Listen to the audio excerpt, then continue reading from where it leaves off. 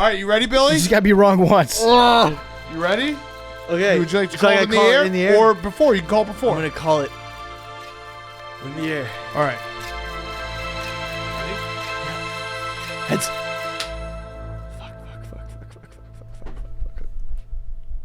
On today's Pardon My Take, we have our good friend Ryen Russillo. NBA preview finally here. Hour and a half with Russillo. We talk about the NBA, but we also sprinkle in a lot of other stuff.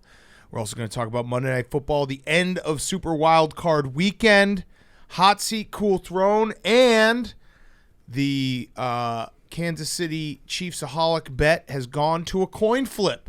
So the end of the show, we're going to do a 7-game series, flipping a coin to decide if Jake has to dress up like a felon and sully his reputation for life and go to Kansas City on Saturday, or if PFT and I have to help him out with the hot dogs. So packed show, awesome show. It's brought to you by our friends at Coors Light. When you're juggling work, family, and life in general, things can feel chaotic.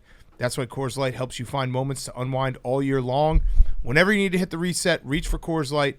It's made to chill, and there's only one beer out there that's literally made to chill. That is Coors Light. I love cracking open an ice-cold Coors Light. You know it's cold because the mountains on the cans or bottles turn blue. Sitting on the couch, watching football, nothing better. Embrace these last few weeks of football and do it with an ice-cold Coors Light because it's time to relax. It's time to treat yourself with some football and Coors Light. So when it is time to unwind, when you do want to chill out, go to the bar with your friends, hang out at home, go to the backyard, whatever it is, Coors Light is the beer I reach for. So when you want to hit that reset, grab the beer that's made to chill. Get Coors Light delivered straight to your door with Drizzly or Instacart by going to CoorsLight.com/take. Celebrate responsibly. Coors Brewing Company, Golden, Colorado. Coors Light is the beer of 2023. It's our favorite beer in the whole world. It's one of our favorite sponsors. We love Coors Light, and you should too. Tweet us your pics of the mountains turning blue on your cans or bottles. We will retweet them. Okay, let's go.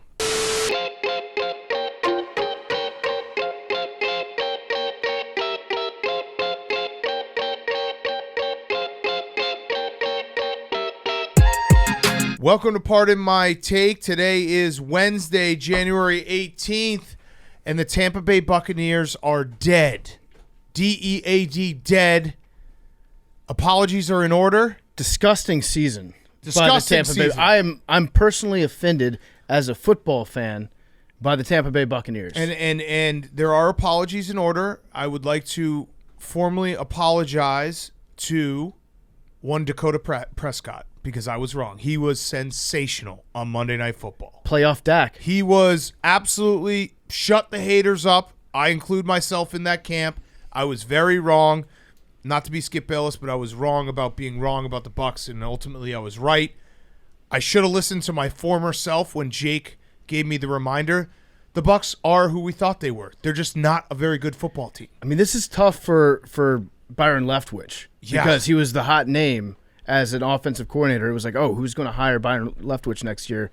He got dismissed after the game. I don't even think that he had left the field by the time that they said it was like a World Cup firing where it's like, okay, obviously whatever happened wasn't good enough. The Bucs offense was, again, depressing to watch. It's the old saying, when someone tries to tell you who they are, listen. You know, like if someone's actions are a certain way, that's probably who they are.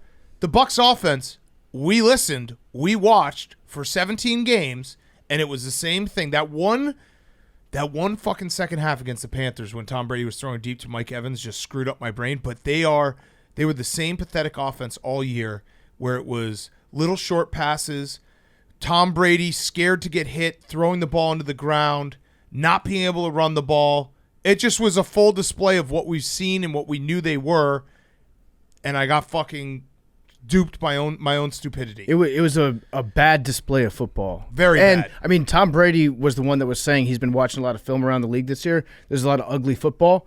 Tom Brady has been he watches a lot of his own film. We know that. That's what he was mistaking it for, because that is I was depressed watching. By the end of that game, I left with like a minute left in the game. I could not bring myself to watch any more Bucs football. And you know what's so weird about Tom Brady, because I do think that he's probably not retired. The comments that he was making after the game felt like, I'm done with the Bucs, but all the talk about where he could land, the Raiders, the Dolphins, the 49ers, even though Kurt Warner's their quarterback, the Jets, which I threw out there, which would be hilarious for the Billy Hank dynamic. My Jets theory is simple. It's just that Zach Wilson said whoever comes in, any veteran quarterback that comes in, he's going to make their life hell. I assume that means he's going to fuck that guy's wife. Tom Brady doesn't have a wife. Jets solve their own problem. Now, but Tom Brady also might hit up Giselle and be like, hey, it's January. I got a lot of free time. We've never hung out in January before. Right. You want to just give this a chance and see where it goes? That's a great point. Because they say before you get married to somebody, you should be with them through every season of the year. They've never spent time together during the playoffs. Right. Yeah. No, it's true. And he might be a great husband in early February and late January. We don't know. Yeah. He's the GOAT husband. He just never had a chance in it. But the Tom Brady, watching him play, I actually think he's almost like tortured because his arm it's not like Peyton Manning, last days of Peyton Manning, where his arm was completely shot. Tom Brady's arm is still fine. His brain is still fine.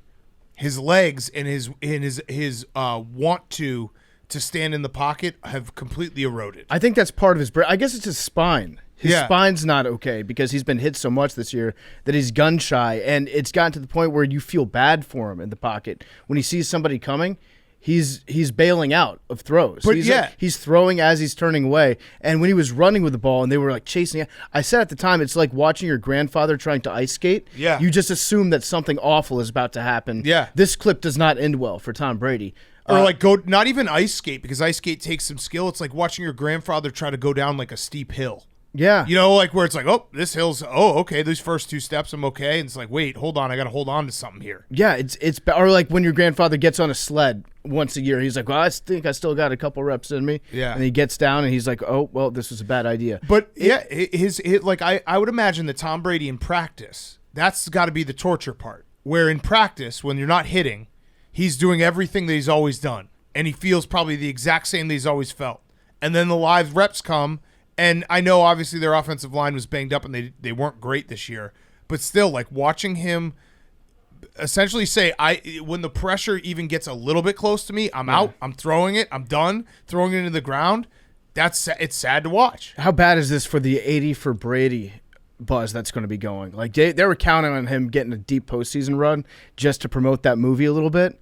Now he's not going to be on TV as much anymore. It's going to be tough for box office. I think really Tom Brady is he's been a great quarterback for a long time. I think he might have some time left in him, but you do have to wonder if maybe losing his biggest support staff leading up into the season, especially into these playoffs, had a mental effect on him. Of course, by that I mean Hank. I thought you were talking about Gronk, too. No, Hank completely bailed on his hero and refused to support him in the playoffs. And you think maybe going into this game, if there's one person Tom could have counted on for his whole career, it was Henry Lockwood. Yep. And knowing that he lost his oldest friend who's now supporting Dak Prescott, that probably weighed very heavily on his shoulders. And so if you notice at the beginning of the show, I said there's apologies, plural, in order. One of my apologies is for Dakota Prescott, who was sensational. I'll say it again. He was absolutely lights out. I know that we said Daniel Jones played the best of the weekend. I mean, Dak was pretty much played perfect football. Dynamic. He was dynamic. My other apology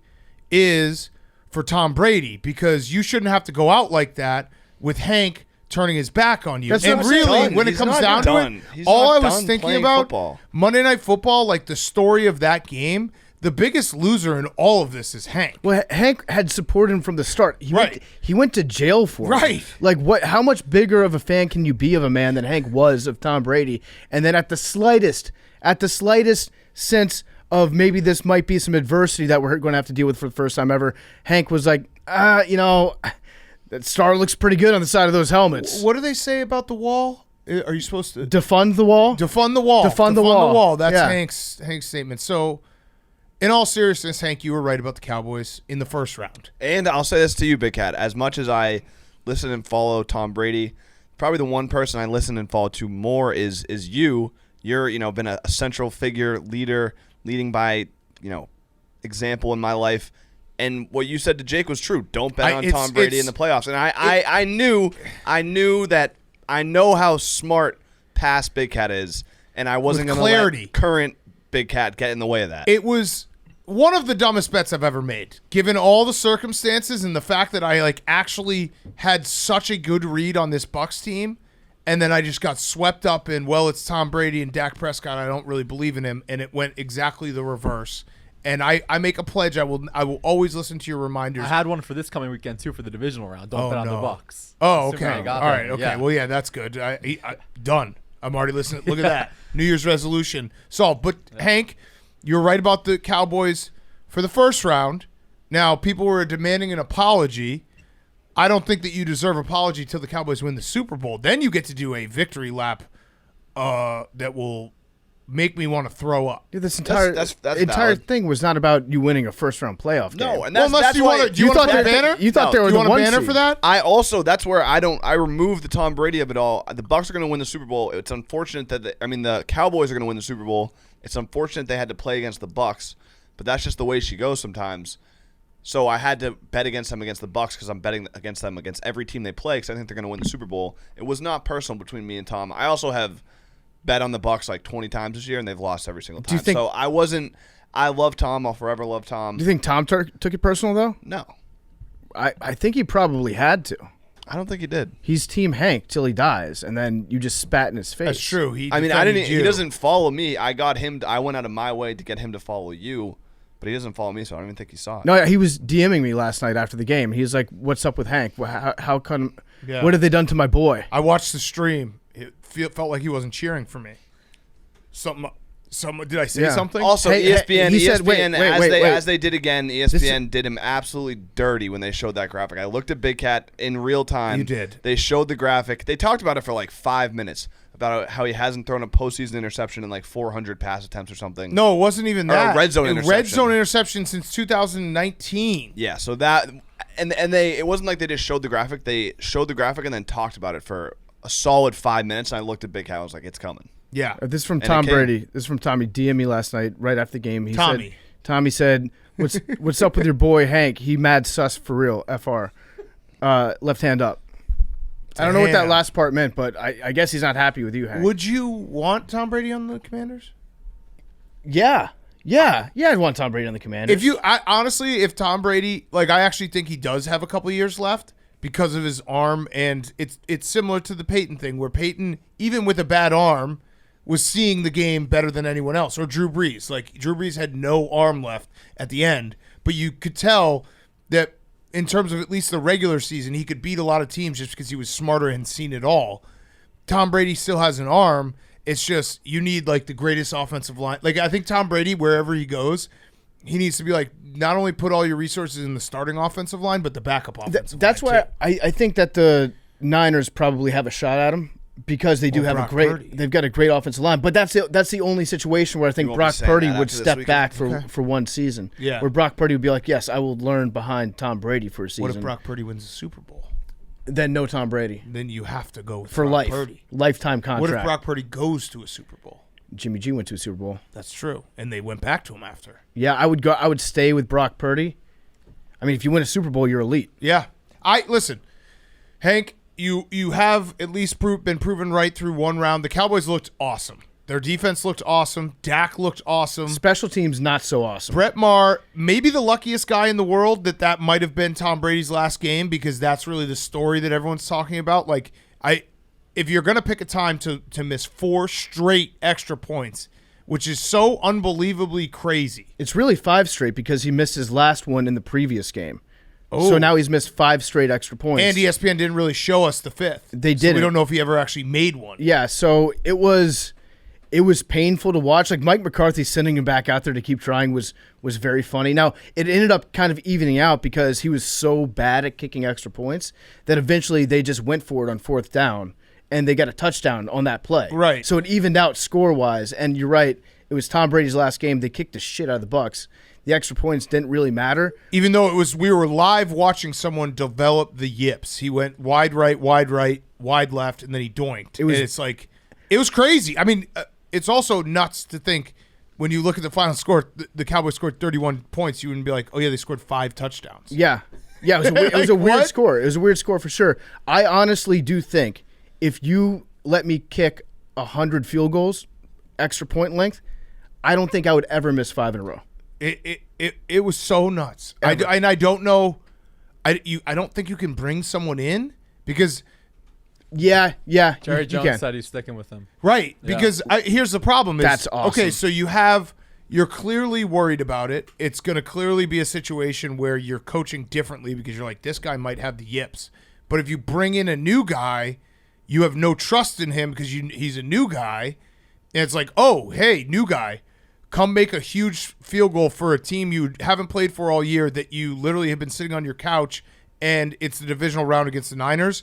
There's no way out. The Cowboys will not feel any type of like security in their kicking game for the rest of the playoffs. So Marr's been good from distance, right? He's a pretty good kicker in terms of that, but he currently has the yips. Yeah. He needs to go to some sort of psychiatrist this week, electroshock therapy maybe, conversion therapy, whatever it is. I don't know. He's got to change something.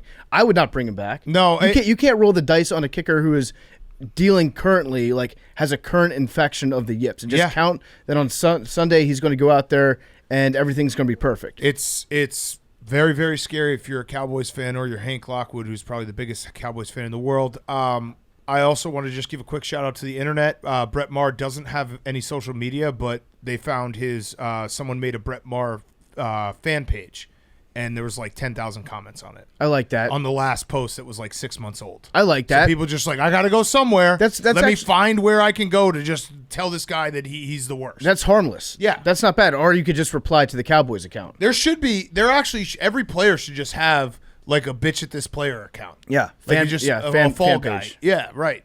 All right, so Hank, the Cowboys, they looked sensational. Dak was incredible. You're feeling great. I'm actually slightly nervous, not because of how they played, but because of Mike McCarthy after the game. Did you see the big chain he put on in the locker room? He did a little fat guy dance. Yeah, he's got those moves. are vibes. Like Mike McCarthy doing that. Those are the intangibles they don't put in the analytics sheet. He's having fun with the team. He's still got a watermelon, I think, that he hasn't smashed. He's got some tricks that he can pull out. Last night he pulled out a new one, which was a brand new sweatshirt that I think he designed himself. I think he drew that picture of the cowboy riding. What was it? It was a cowboy riding like a little horsey, right? Yeah. Like a cartoon. It was the Their original first logo, yeah. It was the first logo, but I've never seen it before, and it looked funny on Mike McCarthy. Good thing for him he wanted that. Like, can you imagine if he had a situation where he had a brain fart while wearing like basically a Nick Jr. cartoon on his chest? Yeah. Now, next weekend, he's going against Kyle Shanahan, and I feel like Kyle Shanahan is going to make his brain explode. Yeah. Kyle Shanahan will make Mike McCarthy's going to look at the field like he's staring at a Magic Eye poster. They're also not know what's going on. Yeah, they're also just a hilarious combo of coaches because like when they stand next to each other, they're the perfect 10. Because Kyle Shanahan is just the 1 and Mike McCarthy's a 0. Yep. I mean, their body shapes are very funny when you actually think about it. I thought you meant perfect 10 as in like they're hot. No, they make the number 10. Yeah, they do. Perfectly. So yeah, I'm nervous about the Cowboys. I don't. Do you want a victory lap after? I mean, you were right about the Bucs Cowboys game. I was very wrong, very stupid. I own it. But do you want me to congratulate you on winning the Super Bowl and winning your future? No, listen. I mean, you guys haven't really experienced Super Bowl runs the way I have, but winning the wild card game is nothing. The Patriots usually don't even play in the wild card game. Divisional game isn't really much either. It doesn't matter till championship Sunday. Okay, because people were asking for me to apologize to you. I was like, well, he hasn't. No, I mean that's just people being soft online. I am curious though. Do you remember the last thing you said to me when we left in person, when we left the gambling cave, and now that you slept on it, if you feel the same way? Did I say I hope your bed slats break? No, you texted that, but in person you said. Oh, and on that text chain was also the picture of you standing next to Jerry Jones when he was in like 1950. Yeah, you and PFT were conjuring up some propaganda, which was I hope that picture never goes out. But the last thing you said to me in person was if it goes to -4, I'm going to game of the year it. I've thought about it. I've slept on it. That was emotional. That was Okay, an emotional it was moment. very emotional. And I also realized You were that the last. very emotional. I was very emotional last night. I was so mad at myself because it really is like, I'm a loser. I don't win gambling. Everyone knows that. No one should ever listen to my advice. But it really extra hurts when you at one point you had it exactly right and then you flipped on yourself. Like flipping on yourself is like a double loss. Because like if I had just been all season been like, watch out for the Bucs, watch out for the Bucs, it would have been like, all right, I was way wrong. But the fact that there was a good stretch this season that I was dead right, and then for some reason, like I got a brain virus in the last week, and I completely fumbled this game every which way, it hurts extra. The fact that it was Tom Brady going up against one of the only teams that he's never lost to. Right. That fucked everything up. The last team against the Patriots. And the Falcons. No, he lost week 18. Oh, that's right. Yeah. So really, the He last beat the team. Patriots, though. I think. He hasn't lost to the Patriots. Oh, right. Yeah. So there are two teams, the Cowboys and the Patriots, that Tom Brady's never lost to. And the fact that it was against the Cowboys, when everything else was pointing in the directions of stay away from the Bucs, they stink, you still had that nugget in the back of your head, which was, but this history, there must be something there. Turns out history is for cowards and losers. And Tom Brady made us into both last night. Yep. Which is fine. I still think he's got a lot of football left in his body. Is he going to play to 50? Probably not in Tampa. Yeah. I think Brock Purdy's going to get exposed. Listen, I'm not a ball knower. I'll probably get more into the X's and O's on Thursday, but just make him throw deep. I mean, win the game. Okay, yeah. I mean, we're talking. All right, I was asking about Tom Brady though. He's going to play, yeah. Well, so that was what I'm saying. Brock Purdy's going to get exposed this weekend, throw 5 picks. Brady's going to come to the 49ers. I mean, obviously the 49ers would have to be his first pick just because the team is great. Yeah. The Raiders feels like too easy because they just got rid of Derek Carr. They have some talent. It feels like Josh McDaniels, right. and also your divorce, Las Vegas, probably pretty fun. Yeah, and Mark Davis would definitely put Tom Brady has to hang out with me once a month in the contract. I mean, this is actually brilliant if you're Mark Davis, because what you can do is you give Tom a little bit of that equity stake that he wants. Oh, yeah. And then when your mom dies and you get the team inherited, then Tom Brady's on the hook for some of that inheritance tax. Oh. So it lightens his load on the flip side. That's smart. Just think about it. But Dolphins also in the picture. I would love to see Hank's face when Tom Brady goes to the Dolphins. And you would need to apologize to me and my dad. You would. For the fan fiction that we've been writing. You would. Together. You would. The apologies would be in order. Yeah. But if he doesn't, I would like an apology. Okay. I'll bet you one apology. Deal. One and I owe you one. And if the Cowboys win the Super Bowl, I owe you an apology and a cat. Okay, great. And PFT has to get 2. I've been thinking about 2 cats.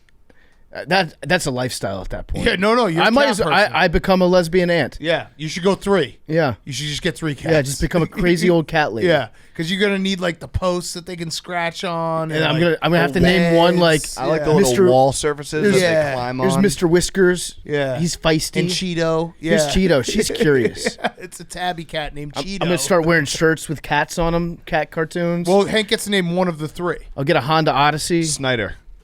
Fuck you. It's either Snyder or you go Rogers. Or Dak. I mean, Dak would be a fine cat name. Dak the cat. I like Dak Prescott. Yeah, that works. What are you going to say, Billy? If you have cats inside of an apartment, they're literally going to start attacking you because they have no prey stimulation. Okay, that's just not true. Des Cattet would be a good name. No, there are so many people. There are millions of people who own cats. They're super hyperactive in apartments, and they don't do anything but be cats. But they do, like, if they're not stimulated enough, they will just start like going after you. Okay, but also they would be outdoor cats. Yeah, and also I'd we're hope not buying like a in New York City. Moving to Chicago. Ever heard of it? Oh, word. So he can just hang out in the backyard. Be an alley cat. Yeah, get some rats. Yeah. Find those rats. Turn them into Scouty. Scouty. Shout out Legend. Scouty. Legend. Absolute legend. Tony Scheffler's cat, Scouty. Do we have anything, Hank, since you are very clearly still a Tom Brady defender and you haven't given up on Tom despite the fact that you just buried him last week, do you have a comment on his slide tackle that he made? Just trying to make a play, coach. Yeah. Studs up. Straight red. You probably learned that from Mac Jones, actually. So Hank, it did look like a Mac Jones. It did. Yeah, absolutely. Tom Brady did it first. AFC Championship game against the Ravens. Oh. So he's been doing it. Hank, you were saying Brock Purdy. You're very hung up on Brock Purdy being a rookie. I am. Yeah. Also, the last pick of the draft, rookie. No, talent evaluators couldn't have been that wrong. No, they were wrong about Tom Brady. Yeah, Tom Brady. He was. You didn't think about that one, did you? That was the easy counterpoint. Well, I guess we'll see. Well, no, hey, it turns out Hank was right about Tom Brady. The scouts were all right about him. It just took 13 years. Yeah, not very mobile. Yeah. I just think that, you eliminate yards after the catch, make him beat you deep. I'm not a math guy, but I just realized it's 23 years. Tom Brady's been good for 23 years. Yes. And then he just now started to stink in 1 week. And I'm not done with Tom Brady yet. Yeah, no, he's still, if you listed all 32 quarterbacks like next August, Tom Brady still has to be top 15.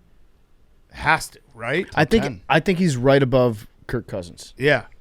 That's fair. Although he is getting to the point where the checkdowns are becoming a part of his game because he doesn't want to get sacked. Yeah, so when I say that their offense is depressing, they had one play that would get 4 or 5 yards, which was a check down to was it Godwin? No, Rashad White was the only player who actually out made of the plays. slot. Yeah. So he'd running the ball. Yeah, he'd run 4 yards downfield, and Tom Brady would hit him with a pass, and then he'd fall forward for a 5-yard gain. Right, and that was really all they could do. It was Rashad White and Godwin, and then 2 tantalizing deep balls to Mike Evans that didn't work. Yep, and that was their offense and all year. Their defense stunk too. And Byron Leftwich, he went from literally getting a head coaching job to being fired. Yeah. Todd Bowles is an idiot as well. That punt that he had where it was, what was it, 12-0, I think, and it was 4th and 2 at the 50-yard line. Dude, you have to go for those in the playoffs because then the Cowboys just went and scored. They got the punt, they scored. This is a little bit off topic here, but I figure we can transition a little bit. Aaron Rodgers is in the news today. Okay. Big Cat, I don't know if you saw this wild stat. Jake, you might have seen this, might have come across your desk. In Brett Favre's final 6 passes I've seen this. as a Packer. I've jerked off to this. Okay, Brett Favre's final 6 passes as a Packer. He went 2 for 6 for 12 yards, concluding in a game-sealing, season-ending INT at Lambeau Field. In Aaron Rodgers' final 6 passes this year, he went 2 for 6 for 12 yards, concluding in a game-sealing, season-ending interception at Lambeau Field. As fate would have it, in Brett Favre's final game as a Green Bay Packer, the wind was blowing 12 miles per hour at Lambeau Field. In Aaron Rodgers' final game this season, the wind was blowing 4 miles per hour at Lambeau Field. It's like one of those Lincoln Kennedy things where 4 miles per hour for Favre, 12 for Rodgers, and Mason Crosby was the Packers kicker for both those games. Damn. Wild. Who would you rather have, Aaron Rodgers or Tom Brady next year? Aaron Rodgers. Brady. I think Aaron Rodgers because it feels like he has at least an ability to get hit. It's just really, that's all it comes down to. If you can figure out a way for Tom Brady to just never get hit, he would be like a top 5 quarterback. He just doesn't want to. I don't blame him. Yeah. Imagine, like you said, 23 years getting hit. Sucks. At some point, you're like, that's the only part that would annoy me a little if you're trying to bring him in or if you're, Bucs fan. It's like, he wants to play on his terms, which is not getting hit, and that's unfortunately part of football. Yeah. But everything else, it's worth the shot. If you have a good line, I would rather take Tom Brady because Aaron Rodgers in the offseason, he likes to do his ayahuasca shaman trips and all that stuff, which is fine, good for him, and he gets a lot of perspective. That's great. But if you're an NFL football player, especially an older one, you don't want perspective. Right. You want Tom Brady's complete and utter lack of any sort of perspective whatsoever is what's made him a great quarterback. He walked away from his entire family to come back and lose in a wild card game. He has no perspective. That's the guy that I want. Yeah, it is kind of crazy how perfect his ending would have been if he had retired after the Rams game last year. Because think about it. He had just won his 7th Super Bowl the year before. The Rams game was a wild game that Tom Brady's got one last one in him. And it was a defensive breakdown that they ended up losing on that Cooper Kupp pass. And he could have walked away and been like, he still was doing magic to his last possible game. Yeah. Instead, he's going to be just chasing it. I feel like it's like one of those things where, when you have a perfect night out with your friends or a bachelor weekend or something like that, and you're just trying to chase that feeling, let's all get back together again, and do the same thing. It's like, well, it's not really the same. Not ever going to be the same. Right, yeah. Exactly. He had that. He had that game. I don't think that game deserves it deserves more credit for how crazy it was, how crazy that comeback was, and how everyone's like, he's doing it again, and then to have it not be him that had it fall short, it would have been the perfect way out. The last thing about the Rodgers thing, I said this last year when they lost, but it is, and this is kind of the deal that you get if you're a Packers fan because you have back-to-back Hall of Fame quarterbacks, you have Hall of Fame quarterback play for 35 years or whatever it's been, 2 Super Bowls, but Rodgers and Favre are very similar in their last years, where it's holding the team hostage, like retiring, unretire. I don't know if I'm gonna retire, and playing hero ball, where it's like not really trusting what made you great and trying to, throw into your trusted guy and making mistakes. It's like, I guess you would obviously take the 2 Hall of Fame quarterbacks back to back, right? But it is funny how history is kind of repeating itself in a slightly different way, but Rodgers is doing a lot of the things that Favre did. It sounds like he's going to be a little bit quicker with his decision this offseason, though. And now, and he's got the contract too. At the end of the day, he's due what, $50 million next year? $8 million. It's going to be very tough to. I know that he's the kind of guy that he's like one bumble match with a random girl away from moving to the woods like Henry Thoreau and just like studying astrology for the rest of his life and not caring about football. But I still think $50 million is $50 million. It's a lot of money. And you're probably going to want that $50 million to just show up. Yes. I also just realized that when I said all that about Rodgers and Favre being the same at the end of their career, that just means Jordan Love's going to be a Hall of Famer too. That's a possibility. Because Jordan Love is going to be like, well, the same thing that happened to you, Aaron, happened to me. You did to me what Favre did to you. It's a possibility. And that just bummed me out. All right, so, Hank, congrats. So, I mean, what a pick. Super Bowl, Cowboys, what a pick. Not cashing out. But what a pick. Thank you. I mean, great pick. It cost you your entire integrity. And honor as a person, Tom as Brady. a man. It cost you turning on the one thing that you've held dear your entire life. But see, that's the thing. I was going to turn your back on Taco Bell now, too? I thought the Cowboys were going to win the championship before the regular season ended. You thought they were going to get the 1 seed. Yeah, and they almost did. If the Giants beat the Eagles, they'll no, basically they actually have it. almost didn't. If the Giants beat the Eagles and the Cowboys Niners. beat the Niners, we have the 1 seed. No, the Cowboys would have had to beat the Commanders, and the Niners would have had to lost to the Cardinals. I'm talking. You're focused on the past. I'm looking at the future. Wait. Three results would have had to gone different. Hank's saying that if the Cowboys beat the Niners this weekend, correct, then they inherit the 1 seed. Which is not if true. the Eagles beat the Giants. If the Giants beat the Eagles, Giants beat the Eagles. He inherits the 1 seed. Oh, got it. So then are you claiming correct take on that? If that happens, he was just early on it. They are the 1 seed. You were just is that wrong? 3 weeks early. Yeah, no, it is. Yeah, it is wrong because they had to play two. They had to play 2 games on the road. They would be just my thoughts. They would end up being the higher seed over the Giants, but they wouldn't be the 1 seed. They'd be the 1 seed of teams left. Remaining, yes, the one remaining seed. I can't believe that is. I mean, I have to tip my cap to that thinking. Just something I was thinking about. That's some great thinking outside the box. But yeah, the divisional round is my favorite weekend of like the football year. It's going to be so awesome. These games, every single game has like.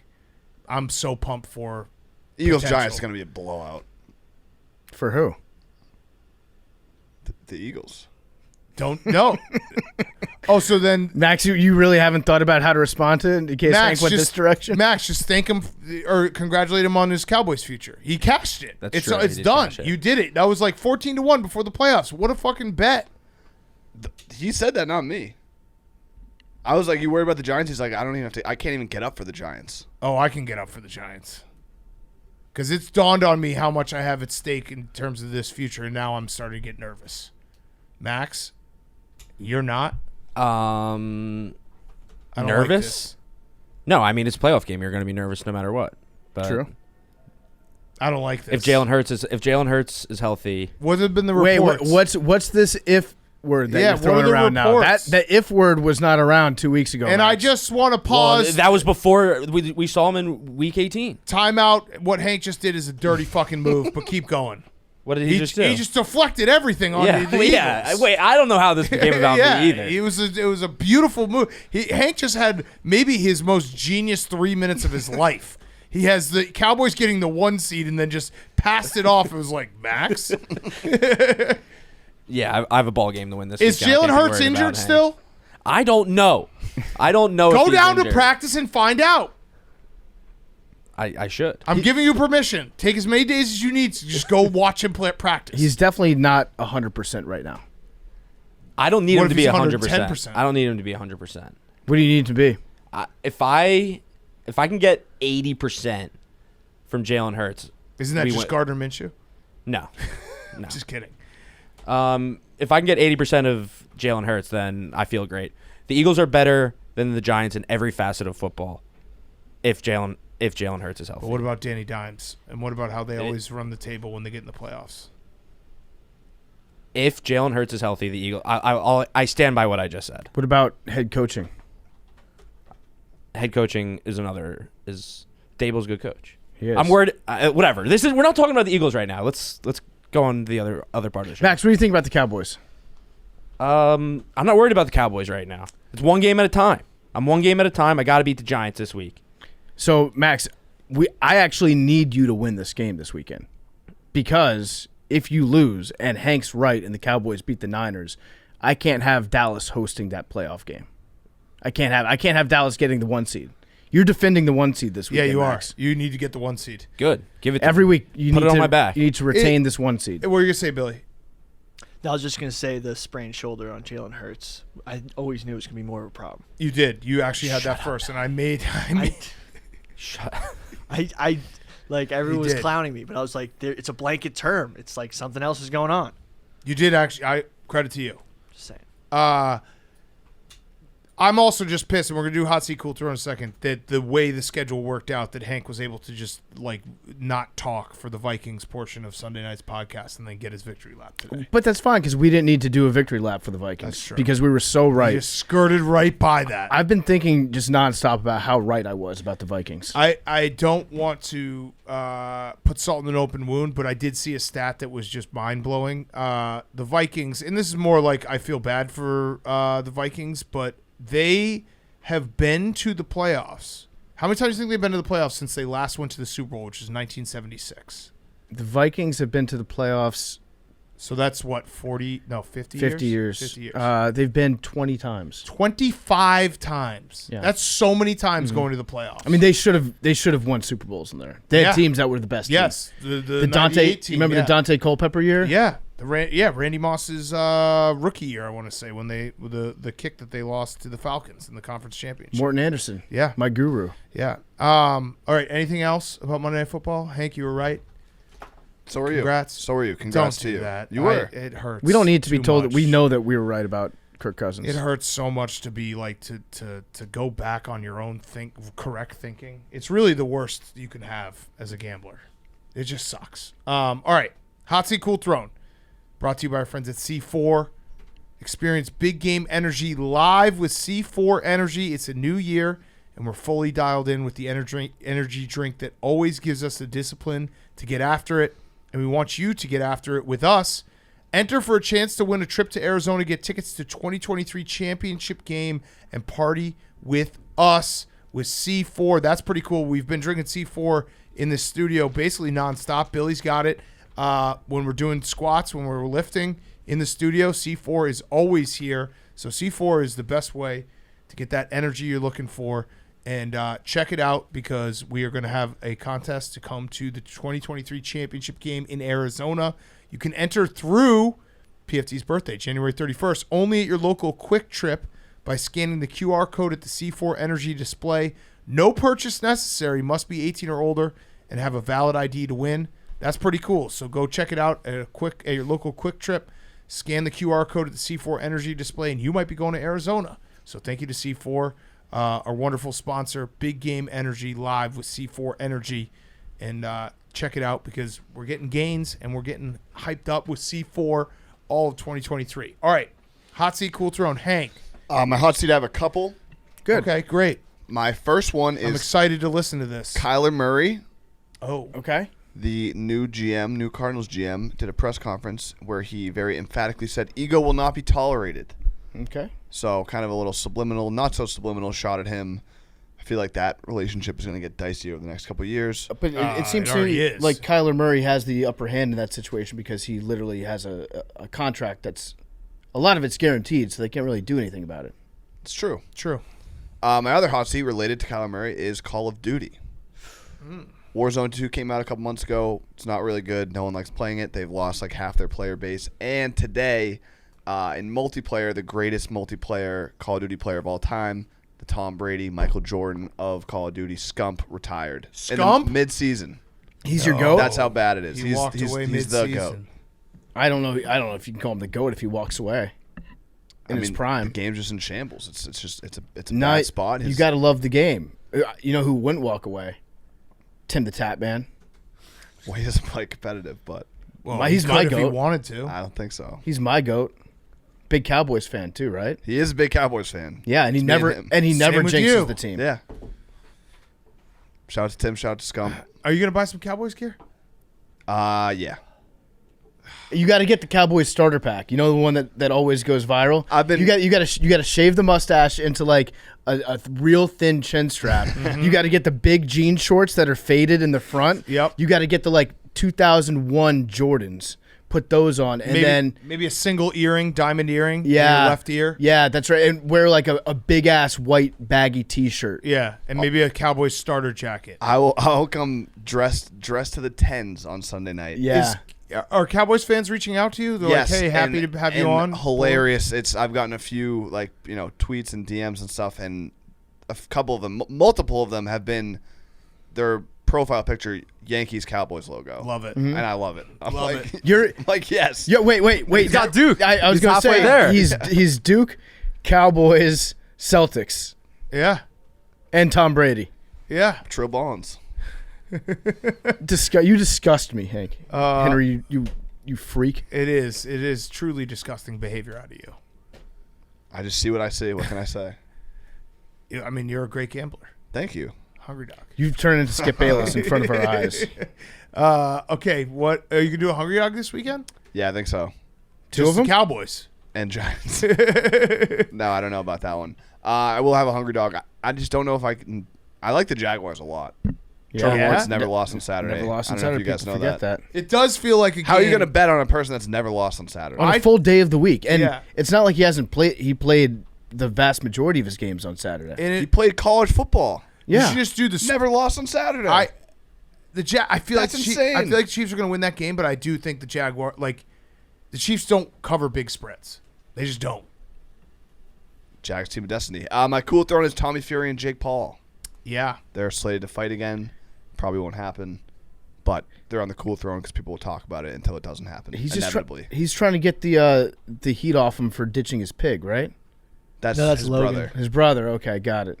His brother's in all types of shit. So yeah, But I there's like a crypto thing going on, right? Crypto Zoo. He got CoffeeZilla. I mean, this is some deep internet shit, but a guy who does like investigative reports on internet celebrities that basically commit fraud did a whole report on Logan Paul's NFT Crypto Zoo being fraudulent. God, these are words that I wish to God I had never understood what they meant. In the midst of that, it came out that Logan Paul's pet pig that he once bought was like left on the side of the road for dead.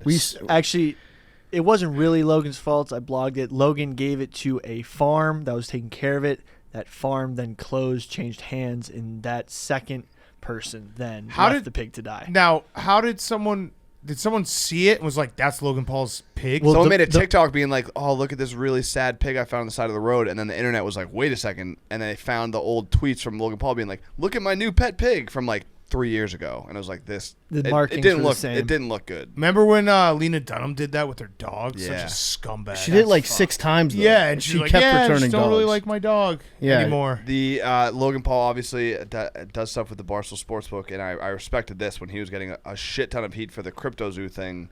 He just tweeted like, "Love Donovan Mitchell over points tonight." Oh, it got like 2 million impressions. Like this is the night he scored 71. No, that would be incredible. No, it was great though. That was like, it's like, what's Logan Paul's next tweet gonna be? But they're never gonna fight, right? Yeah. Like Logan and Tommy Fury. No, Jake and Jake. Tommy. I'm hope so confused. First Yeah. time Tommy had he cracked his rib. Second time Tommy apparently was saying that the U.S. government wouldn't give him a work visa because his Tommy Fury doesn't want to fight.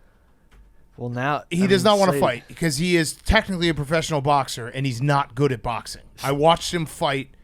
He fought Jake Paul's sparring partner, who was like a foot shorter than him and struggled with him when I went to that fight in Cleveland. He doesn't want to fight because I think Jake Paul would win, and then you can't be a professional boxer if Jake Paul beats you. Right. Like, that's it. Your career's over. I saw someone like tweeted out he's like 11-0 or something, and the combined record for all of the people he's fought is like 25 and 180. I'm looking up his opponents as we speak right now. Yeah, Tomato cans. This is bad because not a single one of his opponents has a Wikipedia page. yeah, It- yeah. But there's some guys that are like 0-24. Yes, that he's fought fought against. a sparring partner. Yeah. Yeah. All right, PFT, your hot seat cool throne. So my hot seat is Patrick Ewing. Patrick Ewing, great basketball player, all-time great center. Pretty good center's coach, too. Pretty good assistant coach. He's taken on the reins of the Georgetown Hoyas for the last several years. Jake, can you remind me, when was the last time Patrick Ewing won a divisional game? Or a conference game, excuse me? So they won the 2021 Big East tournament. They have not won since. They almost beat Nova yesterday. They did, but that would be 2 full years almost. Yeah. Without a we're win. approaching 2 full calendar years since that miraculous Big East tournament run. I heard Jay Williams. Well, so that's Yeah. the other part of my Yeah. my hot seat was that Patrick Ewing, you'd think he would get a pretty long leash as the coach of the Georgetown Hoyas. He's a legend on campus, but a huge name has thrown their hat into the ring, and that's our good friend Jay Williams, who tweeted out last week, "So people keep asking me, so I will answer. Georgetown basketball has always been a dream job." Jay Williams, so for all the people that are asking Jay Williams, he's confirming it would be a dream job. Yeah, a lot of people ask him. He's coached never in basketball. His qualifications are he's on ESPN and has a Twitter account that got hacked one time. Remember that when he said, congratulations to the Celtics on hiring Ime Udoka, the first black coach in the history of the Celtics. This would be the first black coach in the history of Georgetown basketball if they hired Jay Williams. So it would be a very powerful moment. I was going to say, how many, like, if you scrolled Twitter, if he got hired, how many times would that be tweeted? A lot. Like 10 million? That was my very first reaction when I was like, how many times has somebody brought this up in the replies? Yeah, a lot. But it's a fair point. I was trying to look for a picture of Trevor Lawrence, like a screen grab of when he threw 4 picks, and then like after the game for a coffee meme, and I was just searching Twitter. I didn't realize how much the Vince Carter picture it gets used. It was like, I've never seen so many. I got one more in me. Yeah. It's the most used joke online. Yep. That doesn't get any credit. So shout out to everyone who's got one more in them. Yeah. But Jay Williams for Georgetown University. It'd be funny just to watch how bad he would be. Hey, as listen, head coach. he got his name in the talking. People are talking now. People are asking, will he be the next coach? People It is are a dream asking. Job. Yeah. All right, your cool throne. My cool throne is the NFC Beast. NFC Beast, 3 out of 4 teams Facts. in the NFC are claimed by NFC Beast teams. We got the Cowboys, Giants, Eagles. The division's back. We got the updated T-shirt right now in the Barstool store with Major Tuddy on it for the first time ever. So we updated the logo. Shout out Triggs, who is a wizard. My other cool throne is Arch Manning. Arch Manning on campus at UT. He already lost his student ID. Respect to Arch. I think that's a sign of a guy that likes to party, is a guy that leaves his cards behind. Can't keep track of them. I think this is good things for Arch Manning's leadership. Yeah. He did it twice. Yeah, even better. He was on my hot seat once. Okay, cool. Twice within a week. We might have some fumbling issues. Yeah. No, I like it. I think this means that he's got friends. He's going out having a good time. This is good for Arch Manning. Also, maybe he's just like dropping them on purpose because you know that, like, do you think Ravel has bid on those yet? The person who's like, look what I just found. Ravel just immediately slides into DMs Name like, your price. How much for Arch Manning's student ID? How many Rosa Parks rookie cards you want for this? I'll trade you. Wait, does the swipe still work to get into the dorms? Yeah. Can I eat some chicken fingers? All right, my hot seat is football, the actual football, and actually maybe all of us for maybe not knowing ball. We passed over this on Sunday night because we were going long, but the fact that it was just casually mentioned there's a chip in the football and they can actually see if it goes over the goal line, like what the so I don't know if you guys saw it, but Next Gen Stats, after Tyler Huntley reached out for the touchdown, they tweeted, how close was Tyler Huntley to crossing the plane with the football? According to the chip in the football, the closest the ball got to the end zone was 0.6 yards from the goal line. What the fuck are we doing? We've been asking for the chip forever. Yeah, it's been in there. They've been using it to judge when punts go out of bounds. It's crazy. The chip is there. Yeah, it's not perfect though because it can tell you if the football. I guess because it's in the middle of the football, right? So it's not always perfectly going to be able to tell you when it's crossed the line because it might be the side of the football that the chip's not in. Why don't they just wrap the football in the chip? In all chips. Make the football out of chips. Yeah, make the plane out of the black box. Yeah, I like it. Yeah. And then my cool throne is Brian Schottenstein, who you probably don't know that name. No one should know that name.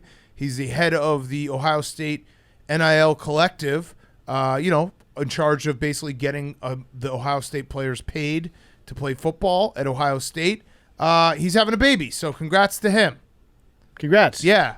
Also, he tweeted on Monday morning when CJ Stroud was scheduled to make his announcement, got some big news today, and everyone at Ohio State flipped out, was like, holy shit, they found a way to pay CJ Stroud like $25 million from the NIL collective. This is going to be an incredible day. And then followed up with, I'm having a baby. Yeah. So what a dickhead. Was the internet nice to him? No, he had to lock his Twitter and shut off the comments. But yeah, that was what a moment. He did tweet in between, no chance CJ is staying. He tweeted an hour and a half after, no chance CJ is staying. He's the top quarterback in the NFL draft.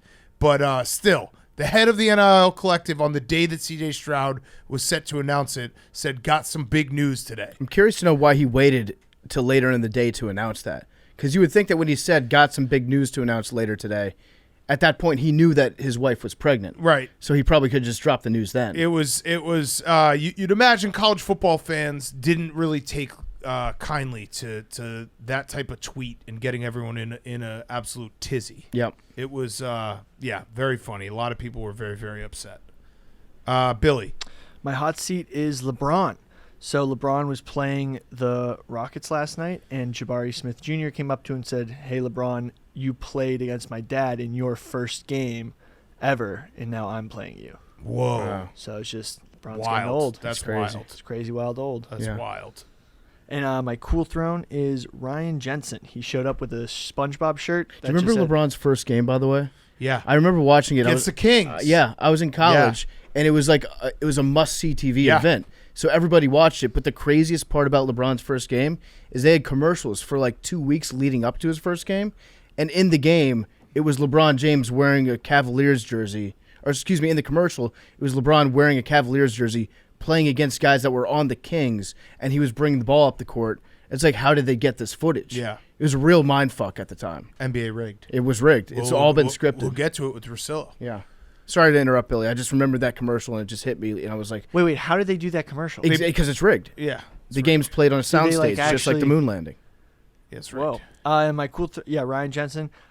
He tore his ACL, MCL, and tons of other stuff, and he played on it, and he wore a SpongeBob shirt to the game, which it's a classic. My leg. It's Recurring a guy who always guest. yells. Yeah. Mm-hmm. Yeah. I mean, it was crazy he came back that fast, but he probably also was like, why did I come back for that? Yeah. True. Also, I didn't know that you could just come back from an ACL and an MCL without surgery. Yeah, well, Phil Rivers played on it. Yeah, I knew that AFC you. Championship I knew game, you could play on it right after it happened. Did But RG3? he came back from an MCL after it was sprained. Yeah, but it sounded like he tore his ACL and his MCL, and he just waited for He's just like 4 months and came back. By the way, I agree with RG3 about his Lamar take. We don't always agree with RG3, specifically when it comes to sprinting off the set for a fake baby, a real baby that wasn't coming yet.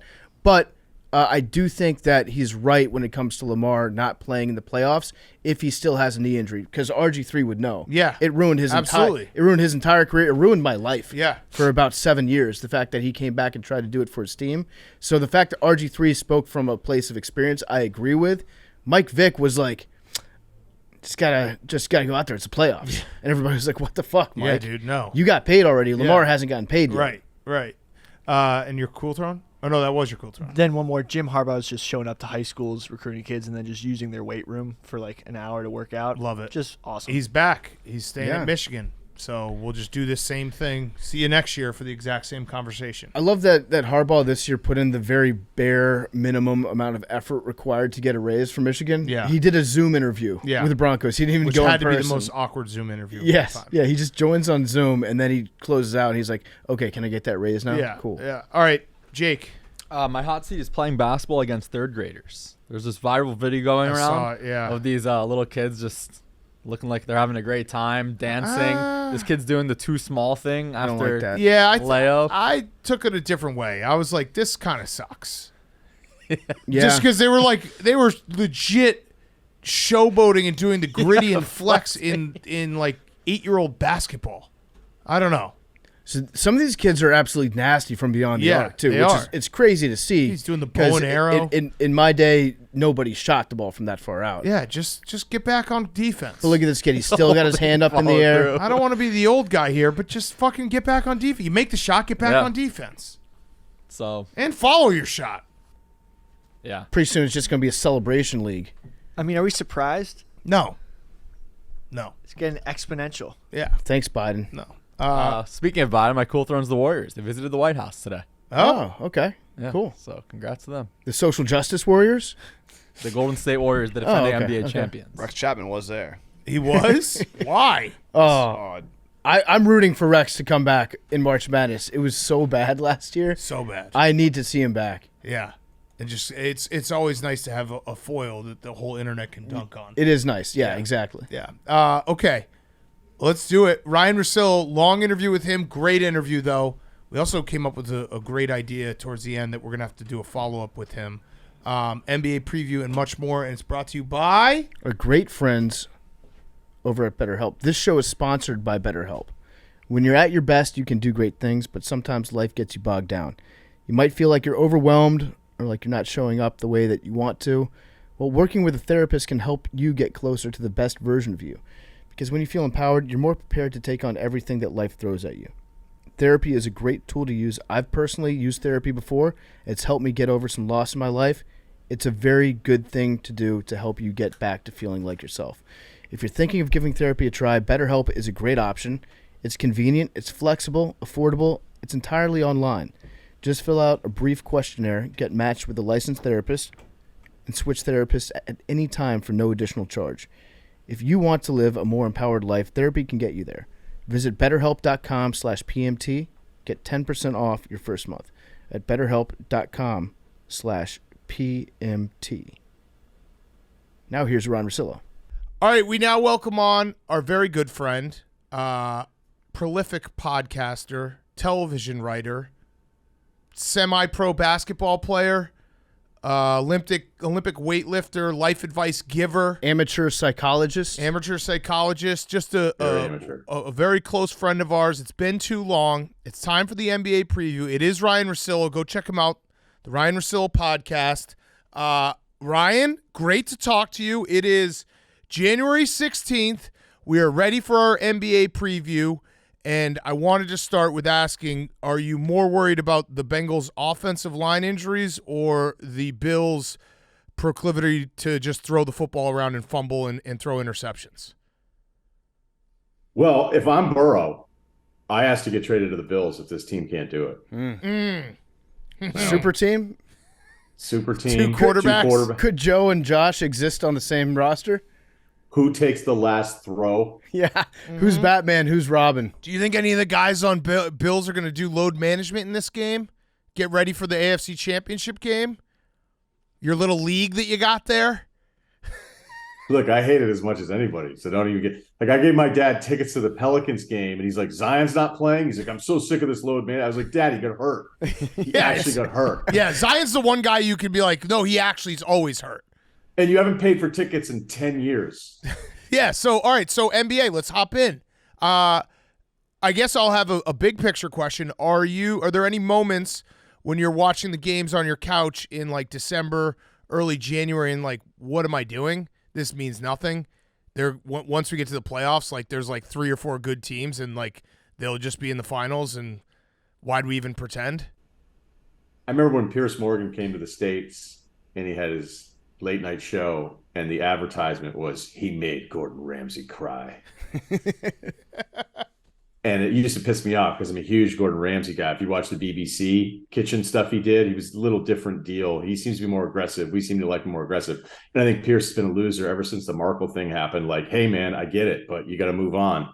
I feel like that's what you're trying to do to me right now is make me cry. Because the number of days where I go, you just did this again today, man. Yeah. You just did another 6-7 hour stretch here, taped a couple fourth quarters you couldn't double up on, and then you took the notes, and you're not going to look at any of the notes. They're all irrelevant. But look, all I've ever said to anybody is you never stop learning about the game. You never stop learning about the league and the players and all this kind of stuff. And I don't know, I still like I still like learning stuff, but the way the regular seasons have kind of overlapped, and it feels like, we're in the first normal one in multiple years. There's just a lot going on where if it's the wrong night, you'll go, what the fuck did I just watch? But I'll admit too, there's some late Sunday windows in the NFL where I go, I would have survived on Monday had I not watched this. Oh, but yeah. Right. Yeah. Right. Those are But those you for sure can't. happen. And I'm going to defend Ryan here. Obviously, it's partly in jest. I always respect the fact there's a lot of people who do media and they don't watch any of the games, and they just get in front of the camera and just spew stuff. You actually watch the games, maybe too many games. If there's any fault, Ryan's like, hey, I'm going to watch every Kings game. They're pretty good this year. And he's becoming part of the matrix. Yeah. You watch so much basketball that you're unable to speak to the commenter about the game. What is it? Fire up the beam? What's the Kings thing? Light the beam. Light the beam. Yeah, we're lighting the beam this year. I like it. That's the number 4 seed. That's your 4 seed Sacramento Kings. Yeah, just so you know. Yeah. Real ball talk, Matthew Dellavedova, comeback player of the year. Well, I feel like the comeback part needs to be a little bit more complete. You just said the Kings are the 4 seed. That sounds pretty good to me. Mm-hmm. Yeah, I don't know that he's the main guy. Go on. I almost ran into Jason Kidd. Well, I did run into him, and I saw him eating breakfast, and he was by himself, and I was like, shout out, respect, solo eating. And then I almost was like, hey, I'm Ryan. We have a couple of mutual friends, but remember when we crank called you? And I go, you know what? Don't tell him that. Don't say hi to him. Don't say that. Yeah. That was an all-time moment on your old show. But yeah, he'd probably be like, what are you talking about? All right, so your 4 seed Kings. Let's talk about the West. The West is a mess. No one's good except the Nuggets. Maybe the Grizzlies. But your Suns stink. The Warriors can't win a game on the road. What's going on with the West? It feels like the East has all really good teams that are going to fight it out in the playoffs, and the West is wide open with some like up-and-coming Pelicans. Throw them in there, like Luka. All these teams that don't feel like finished products, but because of the way the West is going to shake out, any of them could get to the finals, right? Yeah, East is definitely better. If we go through the West, I feel like the first tier of teams, I probably like Memphis even more than Denver, despite Denver being the 1 seed today. Memphis just has some shit to it where I'm like, man, I like these guys. And, whatever glimpse snapshot you want to take of a schedule, you could say, oh, well, this team's the hottest or this team's the hottest, whatever. Memphis is the hottest right now. Denver always concerns me about their defense. If you look at the overall stats in the season, they're 18 out of 30, but the last 15 games, they're actually number 2. So they've figured some things out. I think the other part of it is if you look at how many teams could win out of the West. I think Denver could win the West. Memphis could win the West. I still would put the Pelicans in there. New Orleans has the deepest team in basketball. And if Zion's there ready to go in the playoffs, he's still that hard of a matchup. Like everybody talks about all the shit they're going to try to do to him. And I've seen different teams go, we're going to double him here. And you know what? He's not only physically absurd, he's a really smart player. Like once you start to try to do certain things to Zion, he adjusts to it. I've seen it in game and it's really, really impressive. And then there's still really not much you can do. So that puts 3 teams there. The Sacramento story is awesome. The offense has been incredible. Shout out Mike Brown. Like Mike Brown gets a bad rap because, LeBron's a dickhead and bumped him and everything, but he's a good coach. He is a good coach. And I think the cool thing about Sacramento is it's a team that this is really the first year of like, okay, we've got it all figured out with Keegan being a rookie. They look like they've been playing together for like 3 years. And De'Aaron Fox, who had some really, I would say, tough moments where I get it. When you're the star, you're the max player, you're the lottery pick, and he's a really talented player, you can force the issue a little. And when you keep screwing it up, like I felt like last year, I'd watch the end of these Sacramento games, like, oh, here we go with De'Aaron Fox. Like, what's he going to do? He's been one of the best clutch players in the entire NBA. Sabonis' numbers are absurd. And they have like a really good kind of 6 to 7 guys that all already understand their role, which I think is probably one of the hardest things to figure out in the league. Like we can all tell you who the talented players are, and no team's ever going to say, I want less talented players that have more cohesion. But to see everyone kind of know, like I always look at talent as it either overlaps or it can overlap perfectly or then it becomes redundant. Sometimes in Atlanta, when I watch Trey and DeJounte, I'm like, is this a great talent overlap or is it just kind of redundant in certain ways? And Sacramento, in a very short amount of time, with a group that hasn't been together very long, has been really impressive offensively. They play like a veteran team that's played a bunch of seasons together. Now, would I put them in that group with Denver, Memphis, and New Orleans? No. I'd still put Golden State in there. They're probably 2 weeks away from being a 4 or 5 seed if you look at the standings. And I know you guys are going to shit on me in Phoenix the entire time, but long COVID. Chris Paul has long COVID. You know anybody with it, man? You ever? Yeah, you ever, yeah. You I ever actually do. Our coworker Kyle has it, so yeah, it sucks. Lamar might have it. You have it? No, Lamar might have it. Our coworker Kyle has it. Oh, I think you said Lamar Odom. I was like, well, that was the worst. Yeah, the least of his issues. Yeah. Yeah, Phoenix, long COVID for Chris Paul. What are you going to say to defend your boy? It's over. Like, just admit it's over. Break news right now and say, Ryen Russillo, I was wrong. It's over. What am I wrong about with Chris Paul? I mean, he's a choke artist. No, he's not. Do you think, yes. Ryan, serious question about Chris Paul. Do you think that him sleeping with Kim Kardashian was good or bad for his legacy? You know, I got the inside scoop on this within hours, and I called Big Cat, and he didn't even. Not only did he say, "Hey, I'll call you back," but didn't call me back. Well, I didn't want to hear from state media. Well, I do. I want to. You were going to be like, "Hey, listen, this is what really went down. Chris Paul was trying to play a game. He had a triple double going, and then Kanye showed up, and like, who are you doing right now? Is that me? Are you doing that was me? you. That was you. What's the party line? What happened with Chris Paul? No. Let's hear state media. The truth? Yeah. What's up, InfoWars? You want the truth? Yeah, tell me. Give us I'm the waiting truth. for it. We can handle it. I was told it didn't happen. Okay. All right. Exactly. So that's why I'm happy I didn't call you back on that particular subject. Very good. Well, then you know what? Case closed. But here's the thing. If somebody's going to accuse you of doing something like that, is there anybody that's a better source to get your wife to believe you than Kanye? Oh, yeah. He was fine. It was like, are you serious? This is a layup. Yeah. This guy's losing his mind. We're good. It's the least amount of trouble anyone's ever been in that situation. So state media. All right. So what, Suns? What about Ray Dalio though? Can the Suns fix it? Yeah, they can fix it. I mean, Booker's missed a bunch of games. Here's the problem. All right. There's a bunch of problems. Of all these teams that we're going to talk about, every single fan base is like, well, my guy was missing, and then this was that. Like Bucs fans, you're right. Pelicans fans, you're right.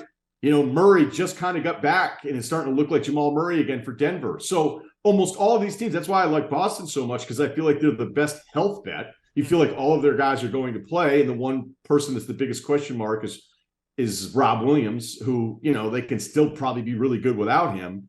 And when I look at Phoenix, you go, okay, Booker's still 10 days away from figuring out this second groin deal. Chris Paul's had the heel and a hip. They've missed Cam Johnson for a month. Jay Crowder hasn't even played. Clearly, they need to package some of this into something they can add to this group, and never, ever underestimate the power and the impatience, normally, of new ownership. I don't know exactly when this ownership transition thing is supposed to happen, but what I've heard is that they're going to try to be aggressive with this thing, because once the Chris Paul part of this is done, like, you guys make all your jokes. The numbers for this year, it's been all over the place, but when they're right, when it's Ayton, when it's Bridges, when it's Booker, and when it's Paul, and it's Cam Johnson, and whatever asset they get for Jay Crowder, and their bench is way better this year than it's been the previous 2 years, last year's playoff run, the finals run 2 years before that, it's actually still a really good team. So, you know, a lot of the standing shifts happen because of who's healthy during those 2 weeks. And right now they're going through their brutal stretch. The problem for Paul is, again, not only that he's hurt again, but he is no longer capable of carrying a team without Booker the way he would be able to in the past. You know, granted, he's only been there a little while, but, you know, Booker is that good now that they're that dependent on him. And Ayton's kind of just plateaued. And unfortunately, he's not going to be that next level guy. So, yeah, I know they're they're the 11th seed today. They're tied with Utah, 9.5 out, but they lose the tiebreaker. But if you're writing them off, you're not paying attention to how this league has worked this year. What is it about Jay Crowder that he always ends up on great teams? Like, I feel like Jay Crowder every year in the playoffs, you're going to see Jay Crowder be on a team that probably goes to the NBA Finals, usually loses, but he's always in the conversation. Does he make a good team great, or does he just manage to find his way onto good teams all the time? I think it's a little of both. You know, I don't think that Jay Crowder shows up now all of a sudden you're a different team. So I guess the simple answer would be no to that. Honestly, I'd argue he might even be a little overrated. But, you know, it's way better having his 30 minutes than 0 of them. You know, this is a full-blown starting rotation guy with real playoff history who, you know, fits the profile of the 3-and-D guy. I'm not sure that that's always the case. And I'll admit to my own bias of watching certain players with 4 minutes left in a game, I think the shot's going in. 2 minutes left in a game, I don't think the shot's going in. And it's just, do I catch them that night when they're missing those shots? But you don't have anything. That's what I've never understood about the Jay Crowder thing. Like, okay, cool, you're pissed, you want the new contract, all that kind of stuff. You're just not going to play, and they're going to grant you this, and then you're not going to do anything. From what I've heard, Phoenix is in on everybody. Like, whenever I make the calls and be like, hey, what's going on, gossip, bullshit, it's like, hey, man, Phoenix seems to be calling about everyone. So I wonder if they could package any of this stuff to kind of feel like they're making one last run, and maybe next year's the close of this run, because the Paul Health thing is clearly, it's not a great bet anymore. And then to be missing Booker, who's a top 10 player in the league for this long, and you're still, I think he's supposed to be reevaluated the 23rd. Most teams aren't. Look at Milwaukee right now. They're losing all of the time, right? Because you can't sustain it. Milwaukee, I was Pat looking at Connaughton got tequila in his eye. Do you know how much that sucks? It's brutal. He also said he got some salt in there. Yeah. He And can't he's catch white, a break. so he was probably drinking like tequila. It wasn't his. He says he doesn't drink.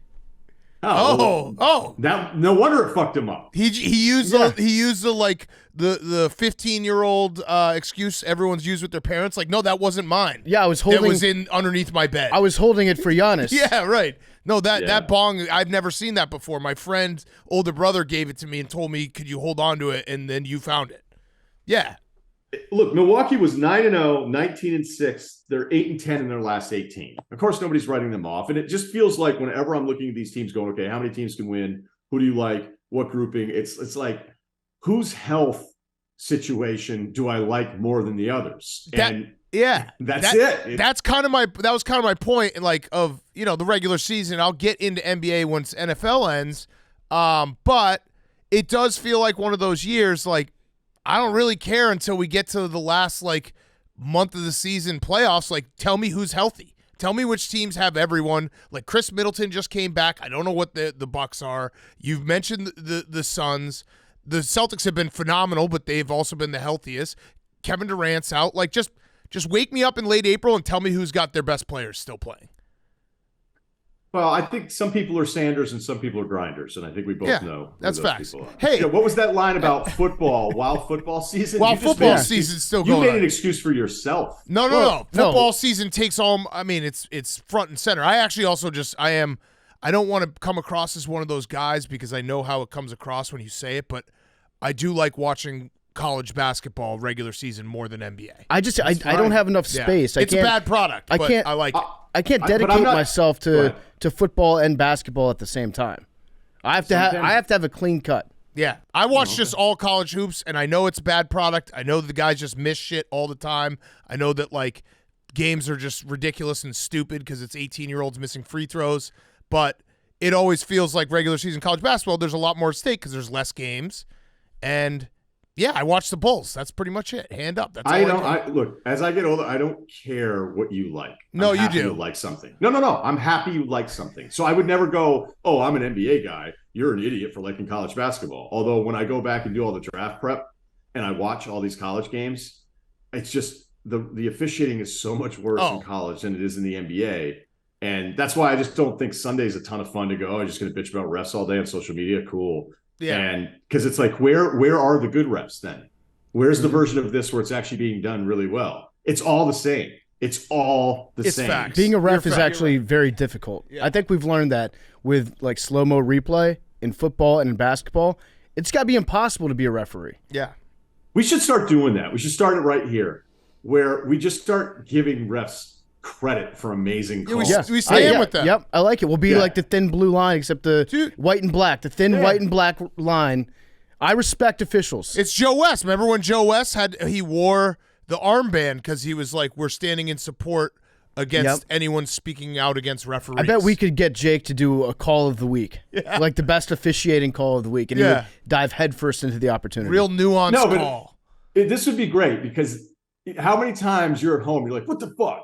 And then you see the replay and you're like, man, the official had it. He nailed it. The next time that happens, you're like, I was sitting here and I was completely wrong and the ref nailed it. Good job. Yeah. Bootlick the refs. I love that sideline catch for the Giants yesterday when they were driving and they ran a play quickly so they couldn't get reviewed. Ref nailed it. The second foot getting in bounds like by Hodgins. Yeah, maybe a half an inch. Credit to that ref, all over it. And also, let's not let a few bad apples spoil the bunch. There was only one ref that threw his flag when Kirk Cousins barely got his chin grazed yesterday. Mm-hmm. That one ref should not be an example of all bad officials on that field because most of them were very fine people. And also, there was only one ref in the Jaguars-Chargers game that assaulted the holder right before the. Do you remember that at the end of the game? They were about to kick and they froze it, and the ref looked like he tackled the holder. By the way, actually, I don't fuck that ref because where have you decided that nobody gets practice kicks? That's the whole point of my icing the kicker being stupid because I'm like, if I'm kicking, I'm telling my kicker, hey, you kick that thing. Let's get a little wet here and get it under the and that ref decides you don't see that. It was crazy. I had a problem with that. Yeah. PFT, I do know what you were saying. It was very funny. Yeah. I don't know if people will get it. No, it's fine. No, it's fine. I was analyzing officiating. I think that needs to be discussed about more on this platform that we have. You mentioned the New Orleans Pelicans. I came across a stat about our friend CJ McCollum that I did not realize about him, and I think that we have an opportunity to take a stand for CJ. That's Jordan Schultz guy, right? Yeah. Podcaster to podcaster. CJ McCollum is the only of 26 active players that have ever averaged 18 points or more over at least 300 career games and never been to an All-Star game. I think we need to fix that for CJ. I'm a voter. Chris Paul should give him his spot this year. Can you talk to Chris? Paul's going to make it. What? He hasn't played enough. He hasn't been good this year. Or he's got some other arrangements that he has to make? I'm embarrassed. I didn't realize that. I wouldn't have brought that up. Yeah, this feels a little bit like the Russell Wilson never got a first place vote in the MVP campaign that his people decided to plant, and then fucking idiots started repeating it all over the place. Like, can you believe it? It's like, yeah, I can. Do you have internet at home? Do you want to sit down and go over this? Dial up a Zoom, and I'll show you why he lost every year. Like, this is stupid. It worked, though, for a while. It did until finally some of us were getting through to people being like, maybe this is a terrible point to be making because it sounds bad. Yeah. And then you go, oh, how does the voting work? Oh, yeah, he should have lost all of those years. Wait, Ryan, are you telling me that there are better shooting guards in the West than CJ McCollum, and that might be a reason why he hasn't made the All-Star game? I'll wait. Name one. Give me one name. Give me one. Give me one fucking name. I'll wait. Hold on, Googling. I can't think of one good shooting guard in the West. No, I can't either. That's just one of those things where you're like, wow, that's weird. And then you go through it and you go, no, it isn't. It's not weird. Yeah. Like, CJ's a hell of a player. He's been an awesome player. But the guards have been stacked in the West for years. And he's had, I imagine there's probably a couple injury. I don't know. I'd have to go back and look at the whole thing. But that doesn't shock me. It's a weird distinction. But he's been awesome for me. He's really good. But sometimes, the All-Star thing is going to time out. And there's also, a little perception thing. And I think there's still some voters. And I'm not even sure if they're wrong.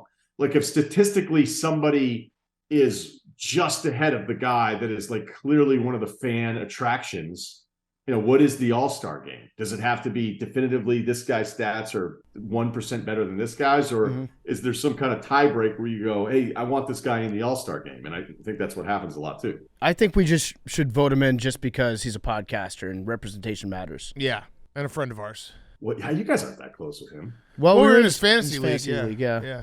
So I mean, I was in fantasy league with 9 guys I didn't know. How'd that happen? That's pretty cool. I signed up for baseball. I'm a sneak tip big baseball fantasy guy, and I did that too. Did you sign up for a random league? Yeah, I put my name in, and no one every season, no one thinks it's actually me. Same, me too. How'd you finish? I won. Oh fuck! I lost in the finals. Damn. I know. I think this is the first year I was like, don't take God, so when I'm out of season, Big Cat, you know how it is. Jackson Purefort. So I was like, don't take him this year. I think I took him like 7 years in a row. And then this year it would have actually worked out. Yeah. So that was our MLB preview. Yeah, there it is. Anyone who's asking, just come back to this show.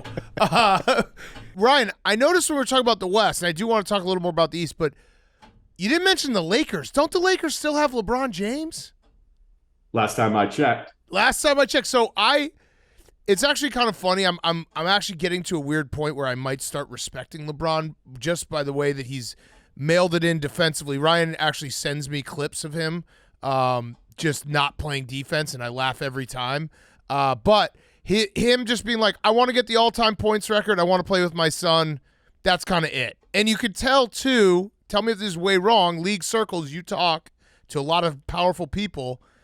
It feels like the last, I don't know, like 2 or 3 years, everyone has been like, you know what? LeBron is good, one of the best all time, but he's not LeBron anymore because he'll do those demands like, I need help, I need trades, and the front office is like, no, we're not doing this anymore. We're not going to just trade the whole future for a guy who's 38 now. Is that fair? Yeah, when you're 30, you can get away with it. Right. Like he's lost his, I think LeBron, it's like this weird shift where he still kind of thinks that he's that guy, and then it just hasn't happened. It's like, wait, no, it is kind of towards the end here. I also like to correct myself on Jurix and Profar. I knew as soon as I said Jackson Purifier, I was like, that's probably not right.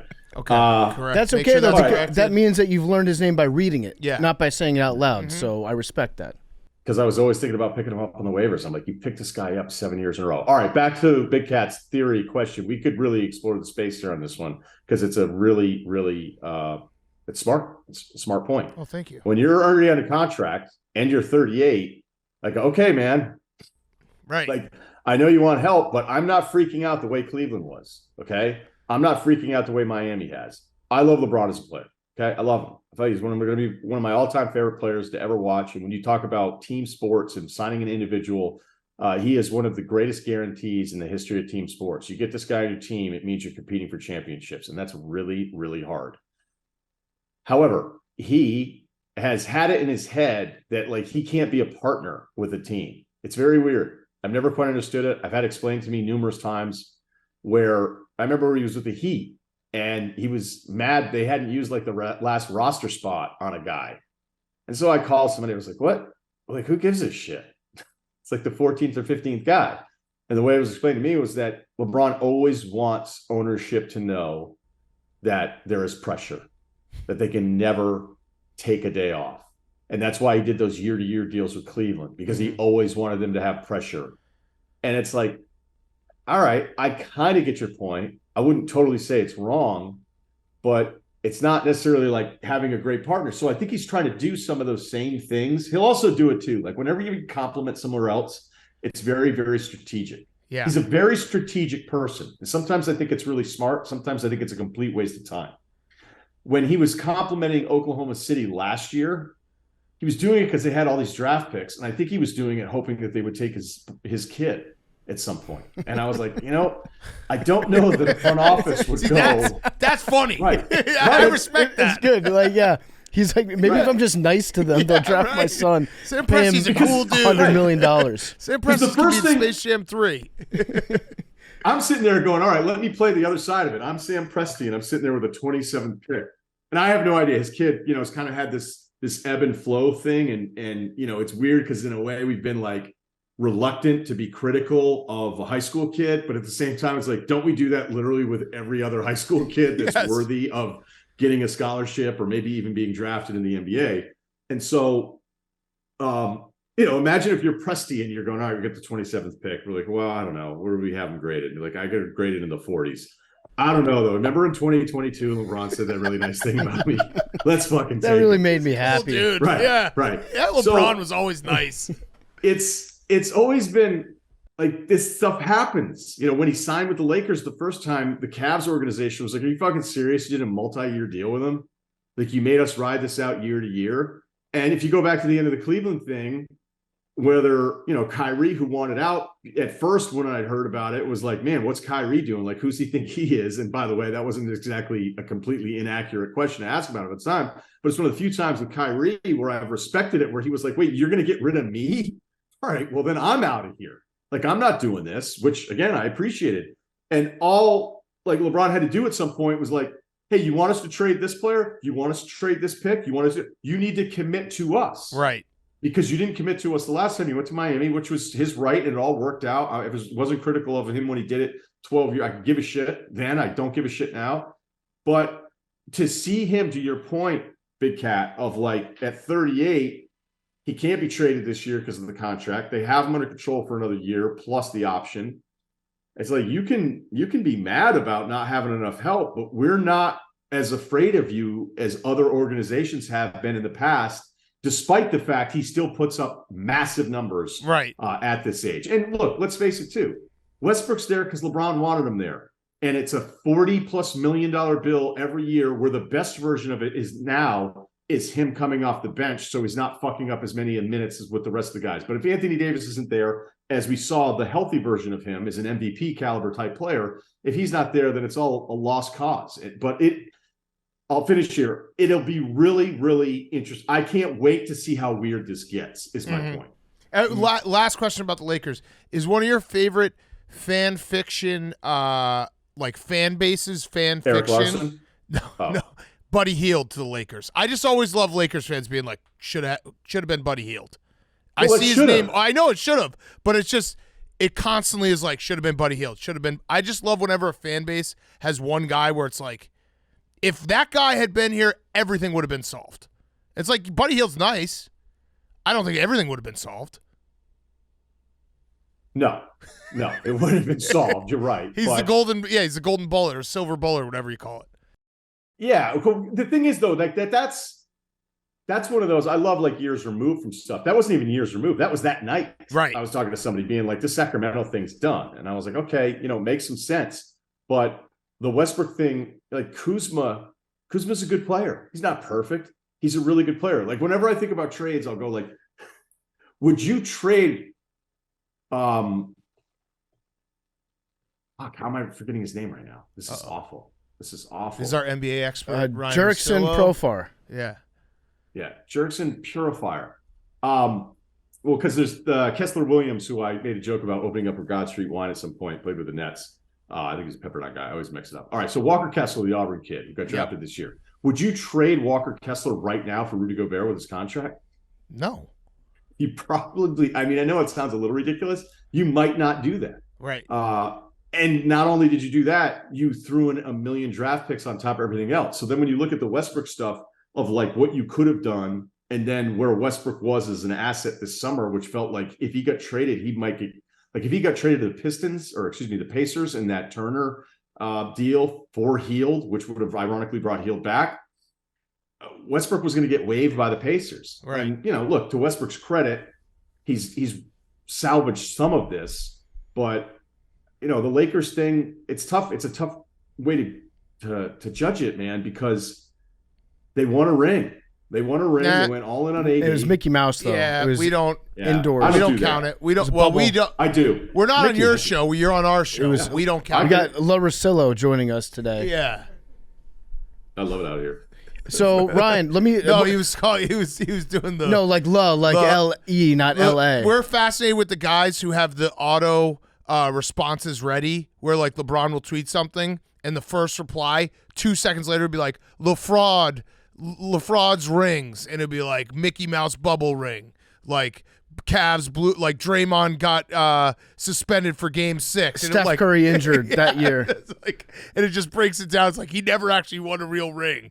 No, yeah, all right. I thought you were doing the LA thing. That's much funnier. Better joke. Should have known that with you guys. No, I can't imagine. Imagine being one of those guys and meeting a girl, and you're like, "What do you do?" I love it. I want to interview him. I have Woj tweet notification set up so I can copy and paste from my Google Doc of why LeBron James's rings don't count. Yeah, it's the best. I got 30 retweets last night. Yeah, they're starting to do it with Mahomes now too.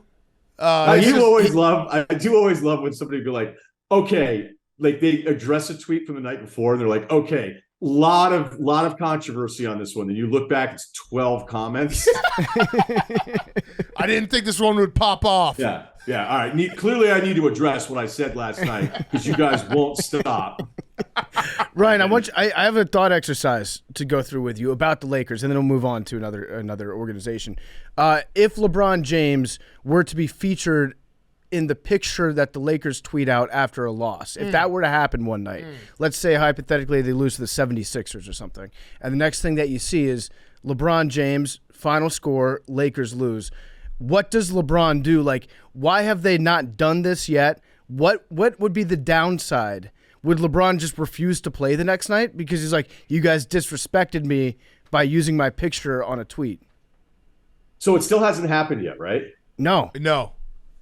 It's never happened. I No. know. I just don't keep up with it. So It's like there was one that I think when they first, the guy, I can't remember who it was, very talented guy. He's actually out of Chicago. I talked to him. He said there was one time that they used LeBron in the background, but it like you could barely see him. Our guy Stadhol's has been following it this year, Yeah. On top of the work that this other guy's done, and it hasn't happened this year. Yeah, and the Lakers I think they did that to try to get some heat off, which just made it more it made it worse for them. Yeah, right. But That makes they it were even like, worse. yeah, look, LeBron's in this picture, but he was like way in the back, and it wasn't really like you couldn't really even see it was him. Dude, some of the stuff people notice, like you're just going, this is crazy. You know, We're all bored. Like, We're all but kind of bored. Well, so did you see Chandler Parsons liked this tweet? You're like, from when? as of Yeah, last night Billy was like, Lamar Jackson liked a tweet about going to the Jets, and then he unliked it like 3 minutes later. And I was like, good investigative work, Billy. Like, we got to be on top of that. So Stadhol has actually kept track of this. As of January 13th this season, the team without LeBron is tied for Westbrook for being featured in the graphic with 6 times.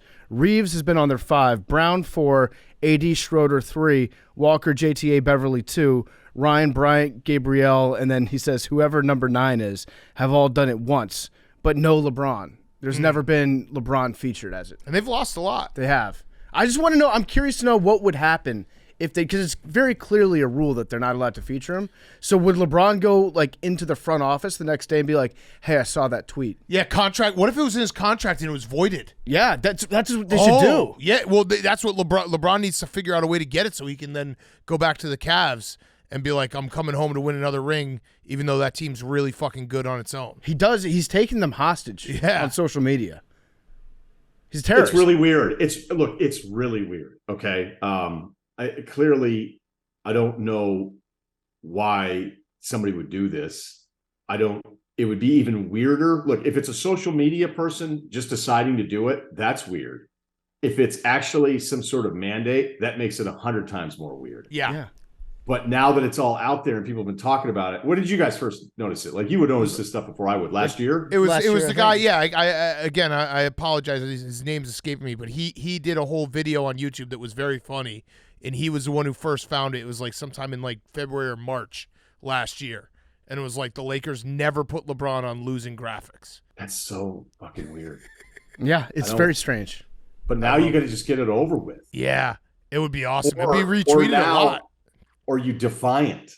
You're like, oh, they're on to us. Now I'm definitely not giving in. I'd probably do that. Yeah, never. It also might just come from the top. Maybe the ownership is just like, hey, we don't. But think feature how our weird stars. this is, because this is unfortunately what the league is. And this is like when a football guy goes, one of my buddies was like, that league sucks. What's wrong with you? And I said, look, The entire league. I like that guy. Right. Can you look us up with him? I go, you've hung out with him before, big Oh. guy. I go, look, man, if I didn't love it, I might hate it. Yeah. Okay. And the amount of time that is spent on things solely because of feelings and going, we just need to do everything we can to make sure this person doesn't tell us he hates us in 6 months. It's a lot of effort. And, I'm staunchly pro player in all the CBA negotiations, which I feel like is this caveat that I throw out there far too often. But sometimes I wonder, like, do you guys just want to make this job even harder for all the people that are trying to put together teams? Right. Like this isn't a shut up and dribble thing. It's a very simple, like, how much of an asset or distraction do you want to be to a team and the team concept? And I think a lot of that stuff is done. So, all right. So perfect segue. I get one Bulls question. Was that the fastest max contract signing superstar, and Zach LaVine might not be in the superstar star. I get what you're saying, right? Yeah.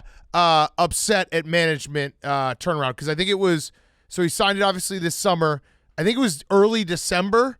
The rumors came out that he was upset at Billy Donovan in the front office. So he had just signed for an insane amount of money, and it feels like the Bulls are already back into like, should they blow it up? Like maybe they should. It was pretty quick. It was very quick. One of my all-time favorites was Steven Jackson, where he signed a contract. I think it was Golden State, And he didn't even make it a couple months. He was like, get me out of here. And they ended up trading him too. And then I asked him about it. This is before, I've run into him a few times because of the industry and because Legends promotes all the smoke. And you know what I mean? Like there's a few times I've run across him. But when I interviewed Steven Jackson about it, I was like, is there any part of you, I might be getting some of the details wrong, but I was like, you got your 3-year extension and then you immediately were like, I'm out of here. And he was like, no. Like it was, he answered the way Steven Jackson you would expect him to. Then he hung up. He was like, "Oh, the tunnel, it's getting weird." And he hung up, and it was a phoner at ESPN Radio. Levine, though, and part of the goal of this has been, as we've seen, kind of like a desensitizing to all of it. At first, it was people being mad about somebody leaving in free agency. And then you had the debate of like, was LeBron actually a lot cooler about what he did because he waited until free agency than what Melo did? Or was Melo cooler because he went to Denver and said, hey, I'm not coming back. So you better get something for me now. I mean, you can make an argument who's actually doing them more of a favor, but if you ask George Karl, who was coaching him at the time, he's like, this is the fucking worst because this guy's showing up to work every single day, where LeBron was still competing at a high level. So now we've gone over the decade plus of like, all right, well, I can ask with a year left on my deal. Right. Then it's like, I can ask for like 2 years left on my deal. And then you have Harden, who has such little regard for competition at times, who had no problem completely tanking on his own. We talk about teams tanking. Harden tanked on his own for 2 different organizations in 13 months and is okay. Respect. Yeah, like is okay with it. And then we'll do an interview being like, how come I didn't get more credit for taking a discount this year? You're like, I don't know. Respect. How much time do you have? The personal tank. I like honestly respect the James Harden tank because he just said he found a loophole in the system, which is you can get as many lawyers as you can into a room, spend years negotiating a CBA. None of them can come up with a counter to, I'm just going to get fat. Yeah. Right. Or did he bet on the Kings tonight? Like, It's unbelievable in NBA circles. There's the infamous Harden Sacramento Kings game from last year where I'd sent a text to somebody who was like, dude, are you all right? After that game. And people even know about it. So then you have Durant, who the extension hadn't even kicked in yet, and he wanted out of there this summer. Yep. So that kind of takes us to the journey of a Zach LaVine. It's a monster number. LaVine gets it. The Bulls are afraid not to pay it, to lose an asset for nothing, especially as DeRozan has gotten older, yet is still incredible. And the DeRozan contract, 10 times better than I thought it was going to be. I thought it was kind of high considering the market, and I was totally wrong. He's been fucking awesome for him. But the East got better really quick. So where Chicago thought, we do the Vooch deal, we do DeRozan. Fortunately, Lonzo doesn't play. We add Caruso. LaVine has definitely become a better player as far as the decision making, but there's still always those moments with him where you're kind of like, what are you doing? He had a night the other night where he just decided because DeRozan wasn't playing. He's like, I'm just going to fucking take it to the hole every single time. And I don't know. Sometimes with that stuff, it feels like when you're playing by yourself, the 4 guys are sitting around, then they don't play defense. So it is very quick, Big Cat, but it's also the natural progression. It's the natural order of things where now players are like, I'll just get the number and I'll get the years, and I don't have to play this game where I have to wait 3 to ask out. I'll just ask out whenever. And so Chicago, unfortunately, especially owing Orlando another pick here, like they're just not good enough. Although they beat all the good teams, which is a little fluky this year. Yeah, I think everything's on the table for them. But what usually ends up happening is you find a way to rebuild around it. And the other point to LaVine is everybody's cool with the situation, him deferring to DeRozan when you're winning. As soon as the situation's the complete same, your numbers are still good. Now you start losing some games because of other issues, and now it's like, oh, I don't know about my role. It's like, man, you're still taking like 20 shots a game. Right. Like, what are you looking for? So blow it up? Yeah, well, they're stuck. They're right back in the spot. They're right back. It was nice for like 3 months last year. It was a very fun ride. They were 1 in the East, and then we're back kind of to the no man's land of the NBA. I, in a weird way, had respect for them going like, all right, they're trying to just add some pieces. They're not waiting around with cap space every single year going, no, that guy's not good enough. I mean, think about the Knicks. The Knicks were hesitant about giving up assets because of Donovan Mitchell for Donovan Mitchell because they were like, well, how will that impact the next guy? You're like, get the fucking first guy. Right. Yeah. Get the first guy and then worry about the rest later. So I had really some respect for the Bulls doing something where, Well, I get what they're trying to do. They're trying to like, hey, we're not even close. Let's at least be part of the conversation. And now they're not even in that. Right. So it doesn't really make a lot of sense. And I was talking to another team that was like, anytime you do those deals like the one they did for Vooch, you have to guarantee that you're incrementally better. Like, okay, we're now a playoff team that can win a round, where without him we can't. And with Vooch, it was a completely lateral thing with the other pieces around it. But it doesn't. It's just there's nothing there, and especially with missing the second pick. It doesn't really. It really doesn't make any sense to hang on to what they have right now. Although I get why they did it. We're going to get back to more Russillo, but first, he's brought to you by Norton LifeLock. There's no better time than the new year to resolve to protect your identity and finances. Identity thieves can take out loans in your name, take over and drain your banking and investment accounts, and more. It can be dangerously easy to become a victim of identity theft. And if you do become a victim of identity theft, you want somebody like Norton LifeLock in your corner because they make it easy to help protect your identity and your financial future. LifeLock monitors your accounts, it monitors your credit, and it detects potential threats to your identity that you might miss on your own. And if it happens, you have a U.S.-based restoration specialist that will work with you to fix it. No one can prevent all identity theft or monitor all transactions at all businesses, but LifeLock by Norton is the New Year's resolution that's easy to keep. Join today, save up to 25% off your first year. Go to lifelock.com/PMT. That's lifelock.com/PMT for 25% off. You never know who's out there trying to steal your identity. It might be Colin Cowherd and his show taking everything that you do. You're going to want Norton LifeLock on your side. lifelock.com/PMT. lifelock.com/PMT.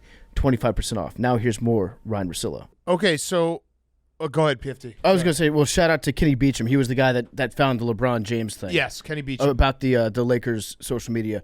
I want to talk real quick about the draft because it seems to me that Wimbayana is a guy that, I don't even know if I said his name right. Yeah, you did. He seems to me like he's a guy that could take a completely irrelevant random franchise and just change the outlook of that entire city towards basketball for the next, 5, 6, 7 years, however long, if he chooses to stick around there. Is he really that good, or have I been lied to and brainwashed by the mainstream media to believe that this guy has that type of, we haven't seen a guy in the draft like that for a while that could instantly come in and change the entire face of a franchise? Yeah, I think whenever you're doing the draft stuff, you're wondering how many of those guys exist when in the league of 450-plus players, that list isn't ever more than, I think it's like a list of 6 or 7 players who really are, as soon as you get them on the team, okay, we're a completely different team and we have a real chance to do something. So you're not lucky enough to get one of those in the draft every single year. You're going to go multiple drafts without ever getting those kinds of guys. However, when you watch him play, it's make-believe. It's crazy. We've never seen anything like it. We've never seen, it'd be like creating a player in a video game and he's the most amazing. It's like taking Michael Jordan and playing him in some career mode thing and then saying, okay, now I want to make him 7'5". Yeah. I was watching clips the other day because he's fascinating. Like, he's an alien. And I know Giannis is an alien, but, he's more of an alien than Giannis. He's taking, and I don't know about the competition level, he's taking floater three-pointers and making them. Floaters. Off 1 foot. He had 2 block shots yesterday where he didn't jump. Yeah, it's crazy. It's like you can't. Now, is the competition really bad? Is this going to be a situation where he shows up? I can't imagine that he would not be as good as advertised, but is he dominating on people that are just not good? Because some of these clips are mind-boggling to watch when he goes coast to coast through the legs and is dribbling like a point guard, and then he's just 7'5" and dunking on people. No, he's 7'2". I was exaggerating. No, 7'5", 7'5". 7'5". Keep it at 7'5". No, he is that good. He is that good, and the competition is really good. And we've seen now for multiple years a lot of the international players. The league he's playing in is as good as the Australian and all the stuff that's going on down there. That league is getting really, really good. And I'm not an expert necessarily on all this kind of stuff, but I've seen him play enough against whether it's older guys or the same age people where it isn't about competition. It isn't. I think the only concern with Wembanyama is that I have a theory that I don't know if anybody agrees with me on this. I feel like we've seen too many players that their bodies are too big for their game, or their game is too perimeter oriented for their bodies, where we have these 7-foot+ players who have all these skills. You know, this is the new evolution of the player.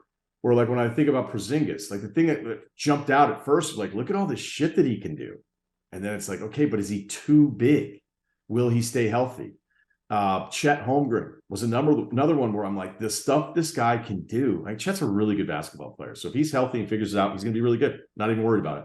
But you're like, are you supposed to be able to move like this? So as magical, whatever adjective you want to use on watching Victor, to see him cross dudes up, to see him step back threes, to see him finish like baseline on the other side, all these perimeter things that you've seen guys 6 foot whatever do. Like, is a team going to actually do this? You could add Durant to the list of like, look at his body type and the perimeter skills that he has. And, you know, luckily for the most part, he's been healthy enough to have a Hall of Fame career, but it's still a little disappointing because you're always worried about it all the time. I think that's a concern. I definitely think it's a concern when the guys are younger and they haven't filled out enough and they don't have that man strength on them and all that kind of stuff. From just a skills standpoint, when people say he's the best prospect they've ever seen, it's not bullshit. It's not hyperbole. But if somebody says he's a better prospect coming in than LeBron, they're full of shit. Right. Because LeBron had the perfect body type immediately. You knew exactly how he was going to fit into a game. And, you know, it's not the same as Embiid if we want to talk Philly at any point. Like, I love Embiid, but in today's game to go, all right, we're going to post you up when we need a bucket late. It's just not the way this game is played anymore, as dominant as Embiid can be. And so with Wembanyama, I'm like, okay, it's insane. He goes one. Maybe he is all these things, but there's like, is he playing small forward? Right. You know, is he Where's actually he fit? Yeah. Are you isoing him? He's 18, so he does have a few years to fill out and develop. Get taller. Get taller maybe. Get up to 7'7", 300 pounds. You remember that when like every year LeBron would get an inch taller and 10 pounds heavier when people would talk about him? The 10 pounds heavier thing, like he would have been the whale. Yeah. Every Brendan year Fraser. with that. No, he put. You guys see it? I did not see that. Yeah. Heard he's a great guy though. LeBron James would put on 10 pounds during a game. You remember that lie? Yeah. No. Wait, during a game, lose. Come on. No. The lie was somebody said LeBron James is such a freak that I actually saw him weigh in before and after a game, and he gained, I think it was 10 pounds. It was at least 5. He gained 10 pounds over the course of an NBA game. Is that the same person that's in charge of the Lakers social media? It actually Exact might same be. person. But what I'm saying with Wembanyama is I love the randomness of it, that wherever this guy could go could actually change the course of the NBA because of a ping pong ball machine. Mm-hmm. Hank's definitely not getting Wembanyama. No. No, look, man, I totally get what you're saying, and I want to sound like I'm down at like everybody takes him one. You go, we might have a chance at somebody that's going to do all the things you're talking about, PFT. Like, I totally get it. I totally get but it's just different because, you know, it's kind of like the Evan Mobley. It's not the same as the Evan Mobley, Cade Cunningham argument.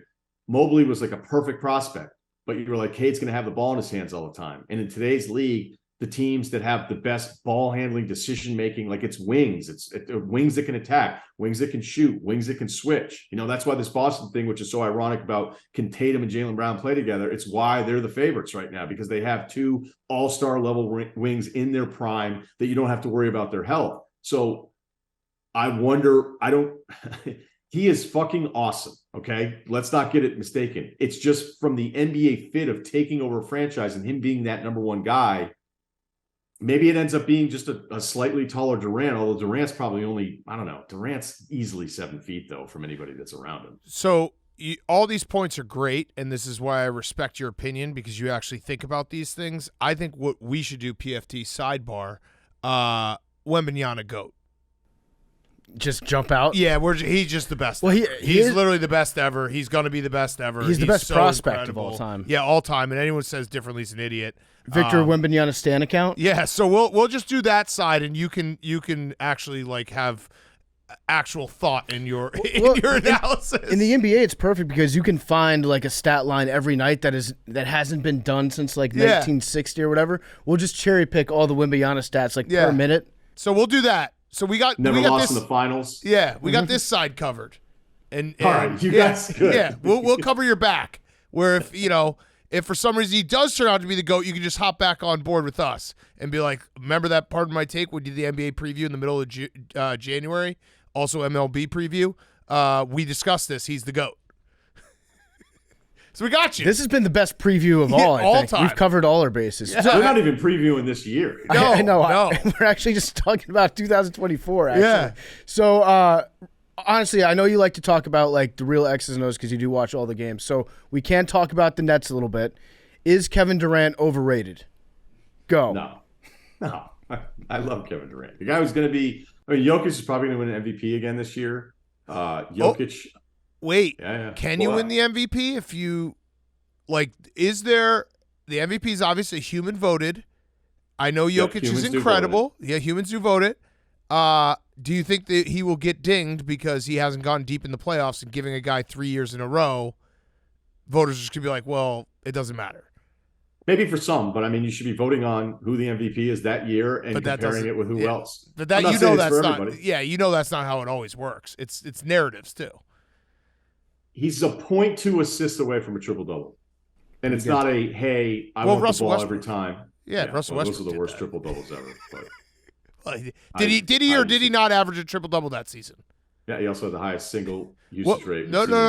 Answer the question. In the modern era. Did he or did he not average a triple double that season? Hey, I thought it was cool too 5 years ago, 6 years ago. I was like, man, this guy's got a triple double. Wait, give me your power rankings. Who has the best triple doubles in the NBA? The best triple doubles? I Yeah. mean, Luka, what he's doing right now is fucking stupid. But it also kind of speaks a bit to the usage stuff that is a real problem for me. Like, this league has decided, and I think some of the math has gone like, okay, if we have this player, why do other players have the basketball? Let's have him have the basketball more. We saw that a lot with the peak Harden stuff in Houston. And then I'd look at the numbers and go, okay, these numbers are staggering. But when you watch it, you got 4 guys fucking standing around the whole time. And I know nobody wants to talk about anybody ever playing any sport, but if anybody's ever played any basketball, even if you're winning games and scoring a lot of points, you're not that interested.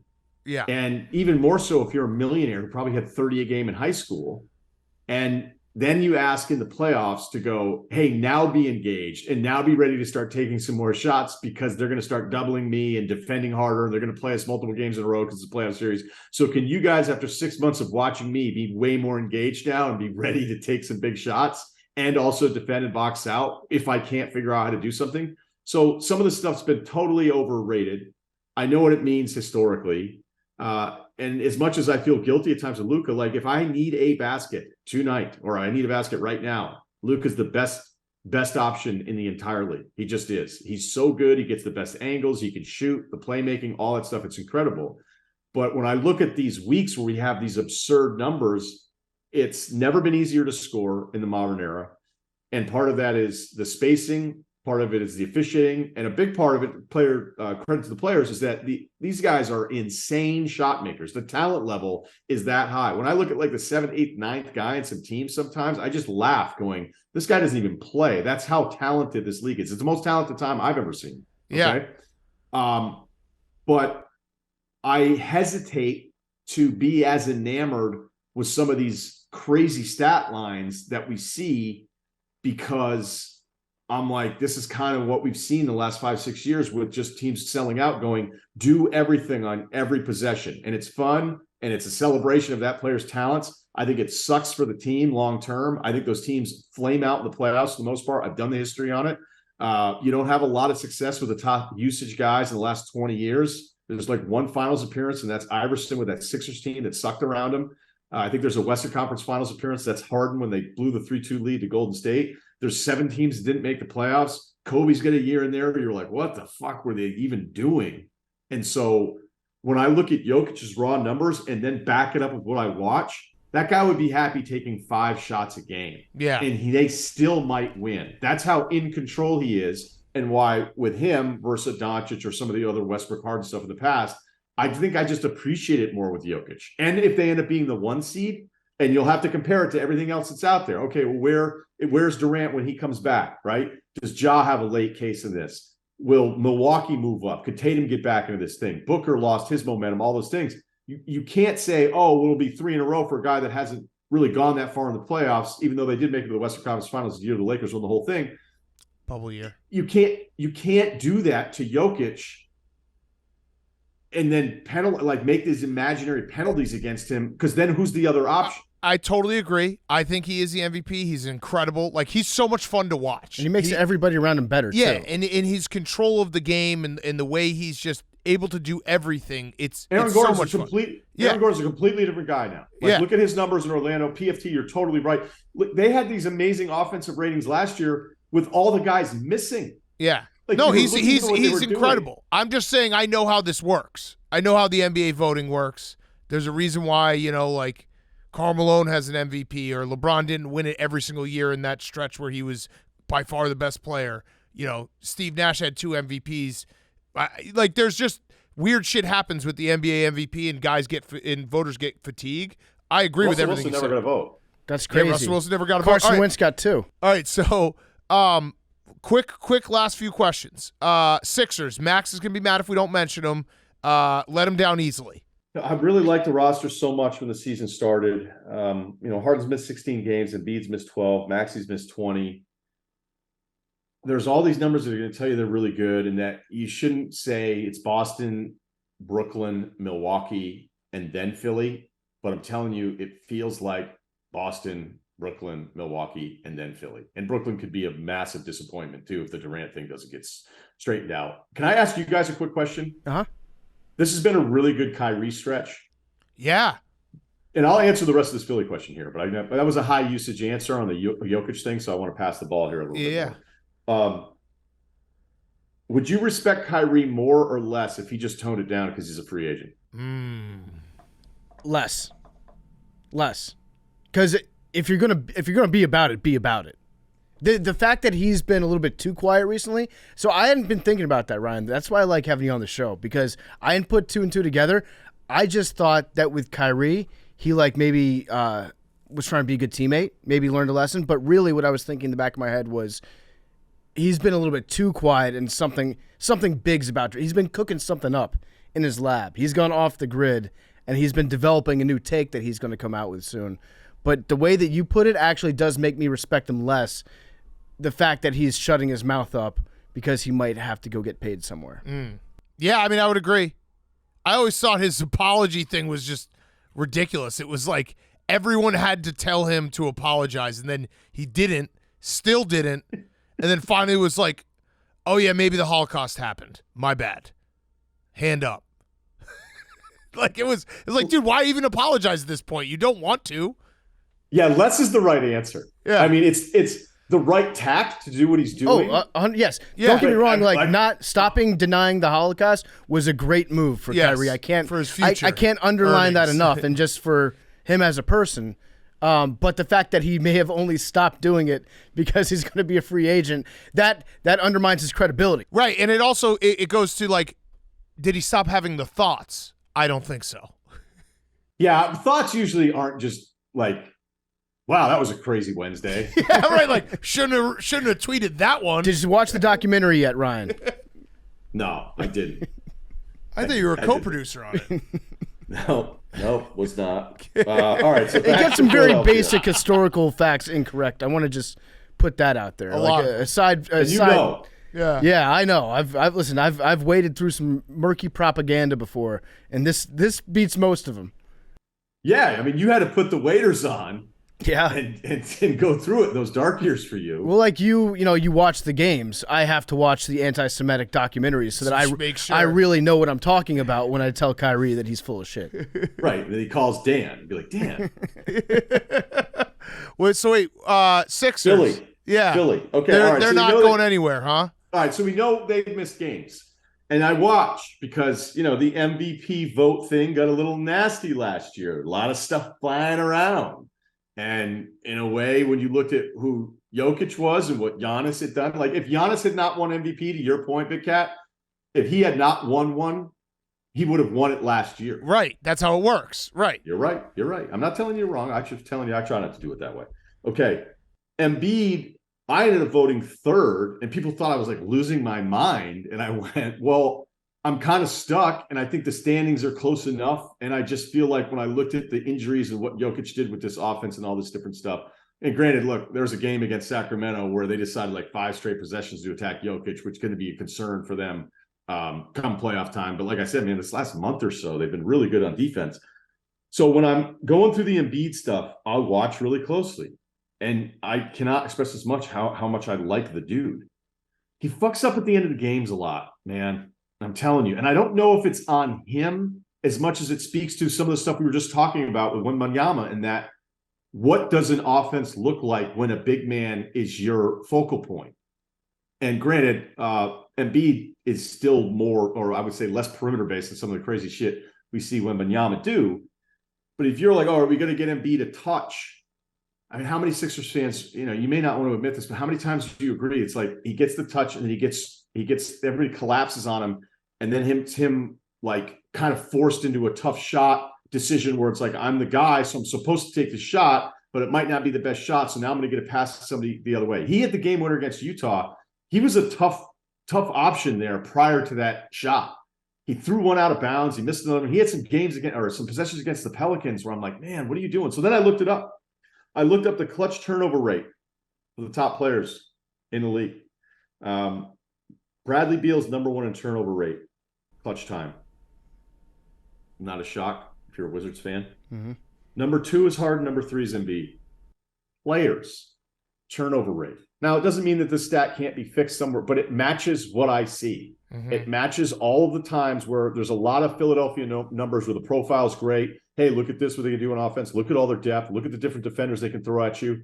There's a lot to like about them, but I can't help but get past some of the Harden Embiid moments at the close of games where I'm like, what are these guys doing? And maybe this gets sorted out, but it's been a problem the first half of the season. All right, Max is chomping at the bit. I don't know if you've met Max, Ryan. He is our new producer, not new anymore. He's been with us for like 6 months. Diehard Philly fan. Max, go ahead. Try not to swear. Don't disagree with anything that you said there. All Philly fans have watched Embiid then just dump the ball into Embiid in crunch time, and he just dribbles, and then kind of either dribbles off his foot or throws up some fadeaway turnaround that is the most infuriating thing ever. My number one question is, how much of that blame is Doc Rivers? Not as much as you want it to be, man. I knew you were going to give me some bullshit answer like that. That was Philly's coming out. I'm sorry. He was so nice. Yeah, no. He can't hold it. We can't hold it back for long. Hey, look, it's a bit like Kyrie. If you're going to be about it, be about it. I respect the Philly guys. I didn't expect that to go. No, we asked Max all-time moment a couple weeks ago. We asked him, like, what's wrong with Carson Wentz? And his brain, like, stopped. He was like, he's a mental, and he's like, wait, I can't say the word that comes after that. He's like, he's a mental pussy. It was like the cleaned up Philly version of it. I am not a big blame the coach guy. I'm just not. Do you really think there's not somebody on that 8 or 9 person staff that's like, hey, maybe we have an entry pass from this angle, or him? At least they have Harden who can throw him a fucking entry pass. Mm-hmm. Those years where Embiid, I'm like, God, damn, like, can somebody get this guy a clean look? Can't you figure out a way to like get the ball opposite? And this is coming from somebody that is rooting for Embiid, that likes him, but there's a real dependency on like both he and Harden getting fouled. That there's going to be playoff games where you don't get those calls. It's just not going to happen. I've seen it happen too many times. You look at the average number of free throw attempts. It can all look like it's averaged out. It hasn't mattered. There will be a night where you're not getting those calls, and that's a tough way to live. It's a tough way to live if you're thinking about getting out of the East or winning a championship, and that is kind of the foundation of all the shit that we talk about, right? Like, this is my Lamar Jackson thing that I've always brought up. Like, don't get mad that I'm still critical of Lamar in certain ways, because now we're holding Lamar to an MVP standard. We're comparing Lamar to Josh Allen. We're comparing him to Mahomes. We're comparing him to, I don't know, whoever's on that list. Can't be Herbert anymore, right? But you see the point. The Chicago Bulls, same thing with you, Big Cat, last year. They went, 31-17 or something like that. And then I'm going, yeah, but I don't know how they match up with Milwaukee or Brooklyn. And then all the Chicago people get super pissed. You go, no. You don't get to be the 1 seed, and they get fucking pissed when you compare to your peers, because now your peers are different. And so for Philly, for who this team has been, the investment they've put in it, the star power that they have, and I like the roster, I'm only comparing Philadelphia to the other teams they have to get past. And anybody that's watched the first half of the season, I don't know how they would say, even with the injuries, be like, you know what, I like them getting out of the playoffs better than those other teams. Not impossible, but by the standard that we go of comparing yourself to your peers, not just, hey, are you good? Philadelphia's behind those other teams. Let me ask you this, Ryan. Since you brought up Lamar Jackson, hypothetically, which would you rather have? I got into this debate yesterday. Lamar Jackson, $220 million guaranteed, or Daniel Jones, 5 years, $175 million. Oh, And I'd let's take just say, Lamar. yeah, of course. But the Daniel Jones isn't guaranteed. It's what? That football? Is it the Kaepernick Yeah. guarantee, which is the most non-guaranteed contract of all time? It was like, Kaepernick signed for $100-something million. You're like, yeah, and 15 is guaranteed. Yeah. Like, Yeah. go back and look up those numbers. It was hilarious. I think it may have gotten the second year guaranteed is the way it all worked out. I heard all season long, and this is the same thing to the Dak point of how weird that conversation got. It was like, oh, they're not going to pay him. It's like they offer him a pretty good deal. Dak thinks he can get a better one as he has more leverage. And guess what? He broke his leg and still got the better deal. It worked out. The Lamar stuff was really weird if you go through all the Harbaugh quotes, where it sounds like there's a real detachment there between, you guys are friends, like PFT, Big Cat and I are friends with a bunch of athletes. So What does that mean? So mean. You think I'm not friends with Spencer Hawes? Spencer's I just ride saw or Big die Spence. I just saw Big Spence the other day. It's ride or die. Are you that close with him? Yeah, no, I knew Spencer back like 2013. Hank and I went and ate dinner at his house. He made us dinner once. I think Spencer was like the first athlete that I hung out with when I first started writing about sports, like way before I ever knew I was going to be a podcaster. He was like, he found out I was in Seattle at one point. He's like, dude, you're going to be in Seattle? Let's hang out. Went over to his house, hung out in his hot tub. Good guy. Great guy. Ride or die, AWL. Just you and him? Yeah, just me and him. That's cool. Whatever Yeah, happens underwater doesn't count. We listened to Cameron, had a great time. It was a hell of a night. You know how it He's feels about so Dipset. nice, but the best. he's another classic, like, hey, do you want to hang out tonight? And I'm like, I don't know, dude, the Hornets. He asked if he could come over to watch games. And it's like a guy who played in the league would have endless insight for me. And I was like, I kind of got my thing. I got like a nice 6-hour little stretch here. And then I'm going to watch In Bruges maybe later, second time around. All right. I don't even know what the fuck we were talking You were about. making anymore. fun of me for athlete not thing. having athlete friends, which is Right, that's right. highly factually inaccurate. No, Spencer Hawes is a great one. Yeah, Good call. thank you. Athletes that you're friends with, right, will say, fuck the teams when it comes to the medical stuff, right? This is the endless war. It can never be solved. The player always thinks the team is fucking them, and the team always thinks that the player could play, right? And I've even heard, I forget who it was, a guy played basketball. He said once, he was like, the team doctor we had one year just straight up said, look, I work for the team, so understand that. I work for the team. I'm going to do the best I can for you, but when it's a tie, I work for the team. And so I don't know how hurt Lamar really is. I read all the Sando stuff this morning on The Athletic that I thought was awesome and gave you real insight. But I'd also heard all season long, much like the Dak thing, that he asked for the Deshaun Watson guaranteed number. And other owners, other organizations aren't going to look at that number as a real number. They're going to go, that was an insanely unique situation that I get everybody's pissed off about. So if Lamar truly, truly wants that number, then I don't think that he's going to be there next year.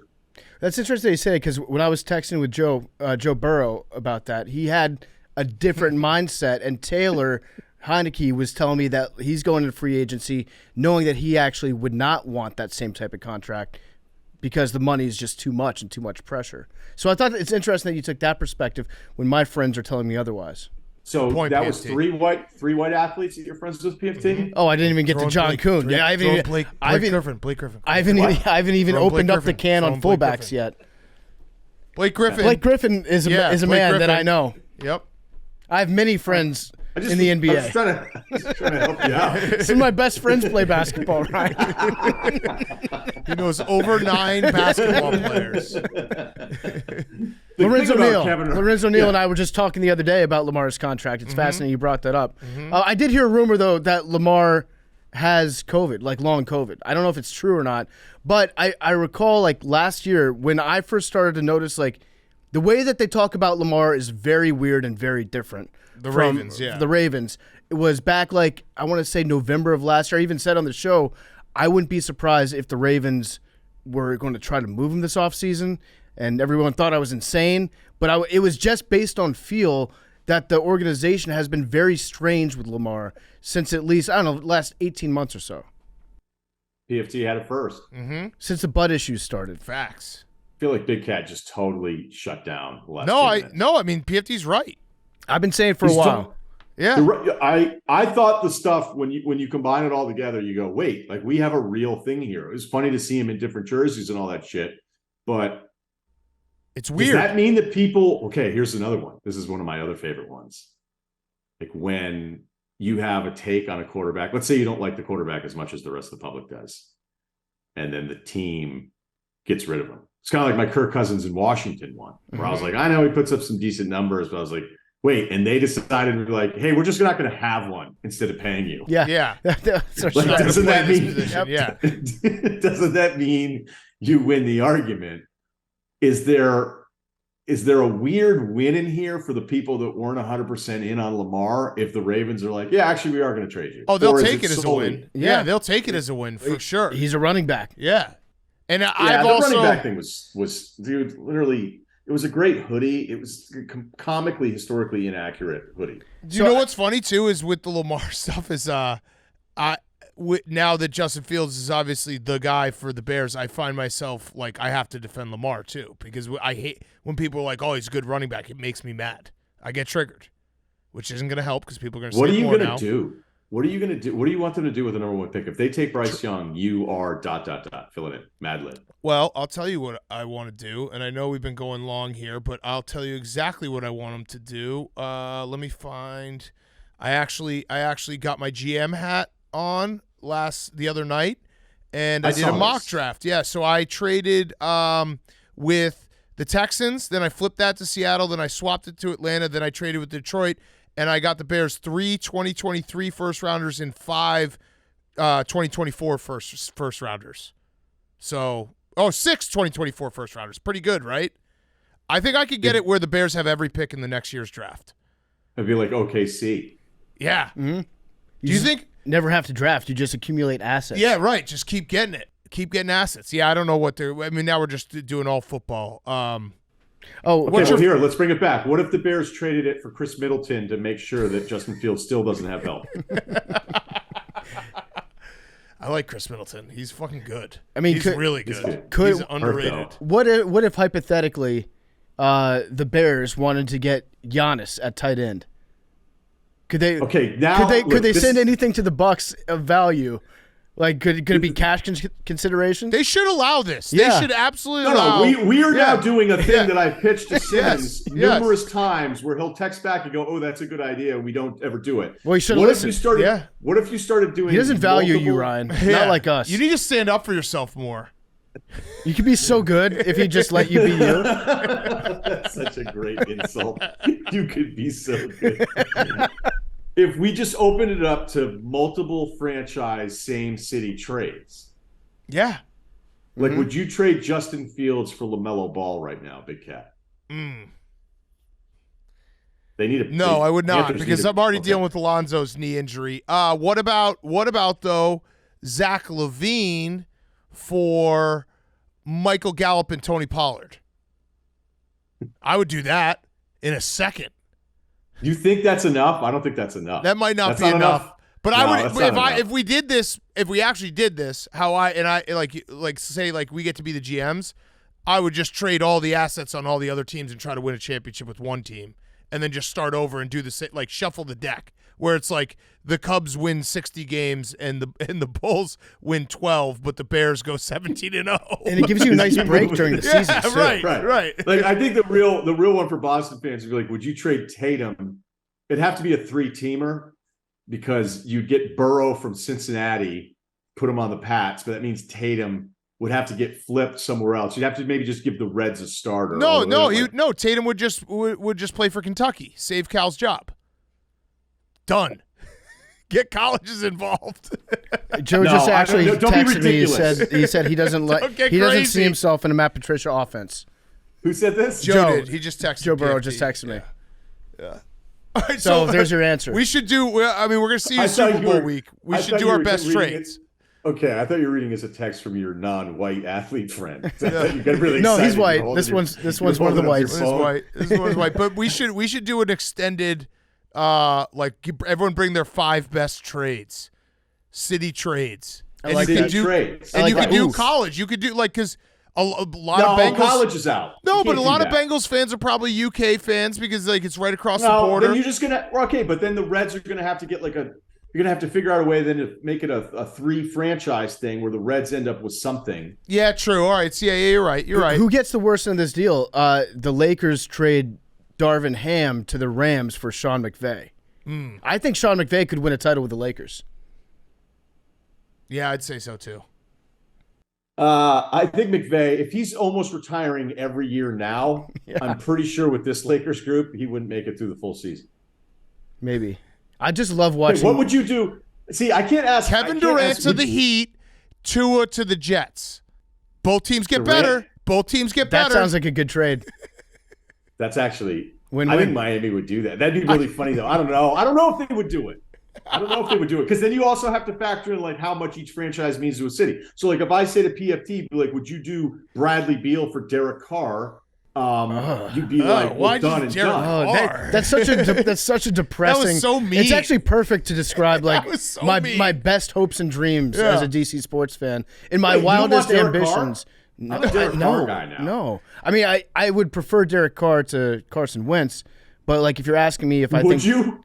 Well, brave. yeah, well, I mean, I didn't want Carson Wentz last year. I want Derek Carr slightly more this offseason than I wanted Carson Wentz last offseason. Ooh, what about Matthew Stafford retires Carson Wentz for Russell Westbrook straight up? To play basketball? No. Russell Westbrook goes to the Wizards. Carson Wentz goes to the Rams. Yes, yeah. Yeah. Dude, well, I mean, Westbrook Just was both take the problems. he was on the Wizards I know, for right. a while, and it was I'm coming home. We can do the Honestly, video. at least this it's is fine. this is one of the few times we found a Westbrook trade that works. For Yeah, the I think team it getting does. You take our problem, we take yours. Yeah, no, I'm fine with that. I would actually be very happy with that. And then at least with the Wizards, if you have Westbrook, then you go out to the games just to root for triple doubles. Yeah. All right, we need to do this. We need to do a full extended one. We'll do it Super Bowl week where we just all bring our best trades. Yeah. Ryan, All right. my last like it. question. Do you want to apologize to us for stealing Max Homa? Yeah, you kind of did. Somebody just tagged us in a tweet saying that we discovered Max Homa. You know what, and though? that it's not going to play with Max, you having him on your show. So I feel like we need to now be defensive of Max Homa as our territory. Well, can I just say, and I love Max, and I don't know if this is PC, but he's kind of a slut. I'm okay with it.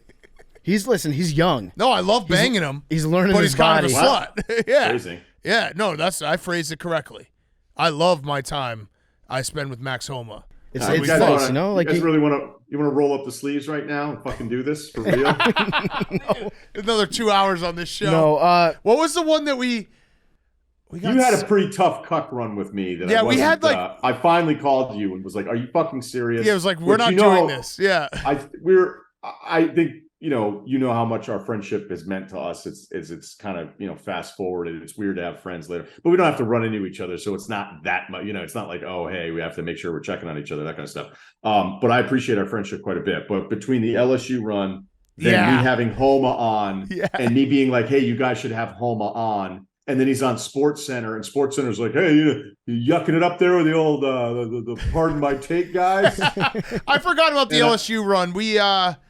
Van We cucked Pelt. you hard. We cucked you hard on LSU. Oh yeah, Van that's what Pelt it was. Masters it was, week. It was Van Pelt Masters where I was like, yeah, you know what? This is And I think it called also and was was an like- Anik. I think we had Anik like right before you had we had Anik on a Monday morning. Oh, he was like our second guest ever. on Yeah, Pardon you My barely Take. know him. He and I worked together in 2003. I've known him longer than everybody else. I know. Yeah, no, there's a long list that if I were younger, I probably would then try to be like, okay, we're going to war, but I have other hobbies. Well, luckily, for and you guys. also, I think that our friendship always goes back to the core foundation of all three of our mutual hatred for the majority of the rest of media. Yeah, that's also true. Right. So it's like, should I be mad at my friend, or should I keep being mad at the people I fucking actually hate in sports media? But it was the only time where I think I called you and was like, hey, does your dick move when you have Van Pelt on Masters Week, knowing that that's if there's a guy that's my guy, that's kind of my guy. And then to Big Cat's credit, he was like, a little. It moves a little. Yeah. I was like, yeah. Yeah, a little bit. Yeah. Maybe I need to sharpen. Iron sharpens iron. So maybe that's my fault. Can you give us your title pick? We haven't done ours because it's the NBA preview. I'm gonna go. I'll go. You know what? I think this is the year. I'm gonna go Suns over Nets. I'm going to go Nuggets. This is my third year in a row picking the Nuggets. I'm staying on them. Nuggets. How about this? Imagine if the Nuggets Suns, over imagine Suns. if the Suns win and I take a victory lap. That would actually piss you off so bad. No, it would. I'd be so happy for Chris Paul. I don't give a shit what other prices pay. If Denver's in the NBA Finals, we'll do a live show. Yeah. Herbs. Yeah, I mean, yes, in Denver, yes. Nuggets, I love watching them. They're actually fun. People don't talk about the altitude in Denver. Yeah. Hey, when you did your Denver live show, how many different drugs were handed to you? This is a coolness test. Because we had, by our count, I think 4 There's different cocaine, mushrooms. Somebody handed me Viagra. Yeah, and then there was weed, obviously. Yeah. Is that because that picture the other day, the 50-year-old lady picture, which actually wasn't inaccurate? Oh, the one where I looked like an old lady somehow? Yeah. I think actually by somehow I mean I know I actually just look like an old lady now. It was really weird because I thought, here's just a guy giving PFT the what for, and I was like, it's actually fairly accurate. On the coolness factor, it was a Tuesday night, and I had like 15 plus dudes that were my boys that were off in the corner.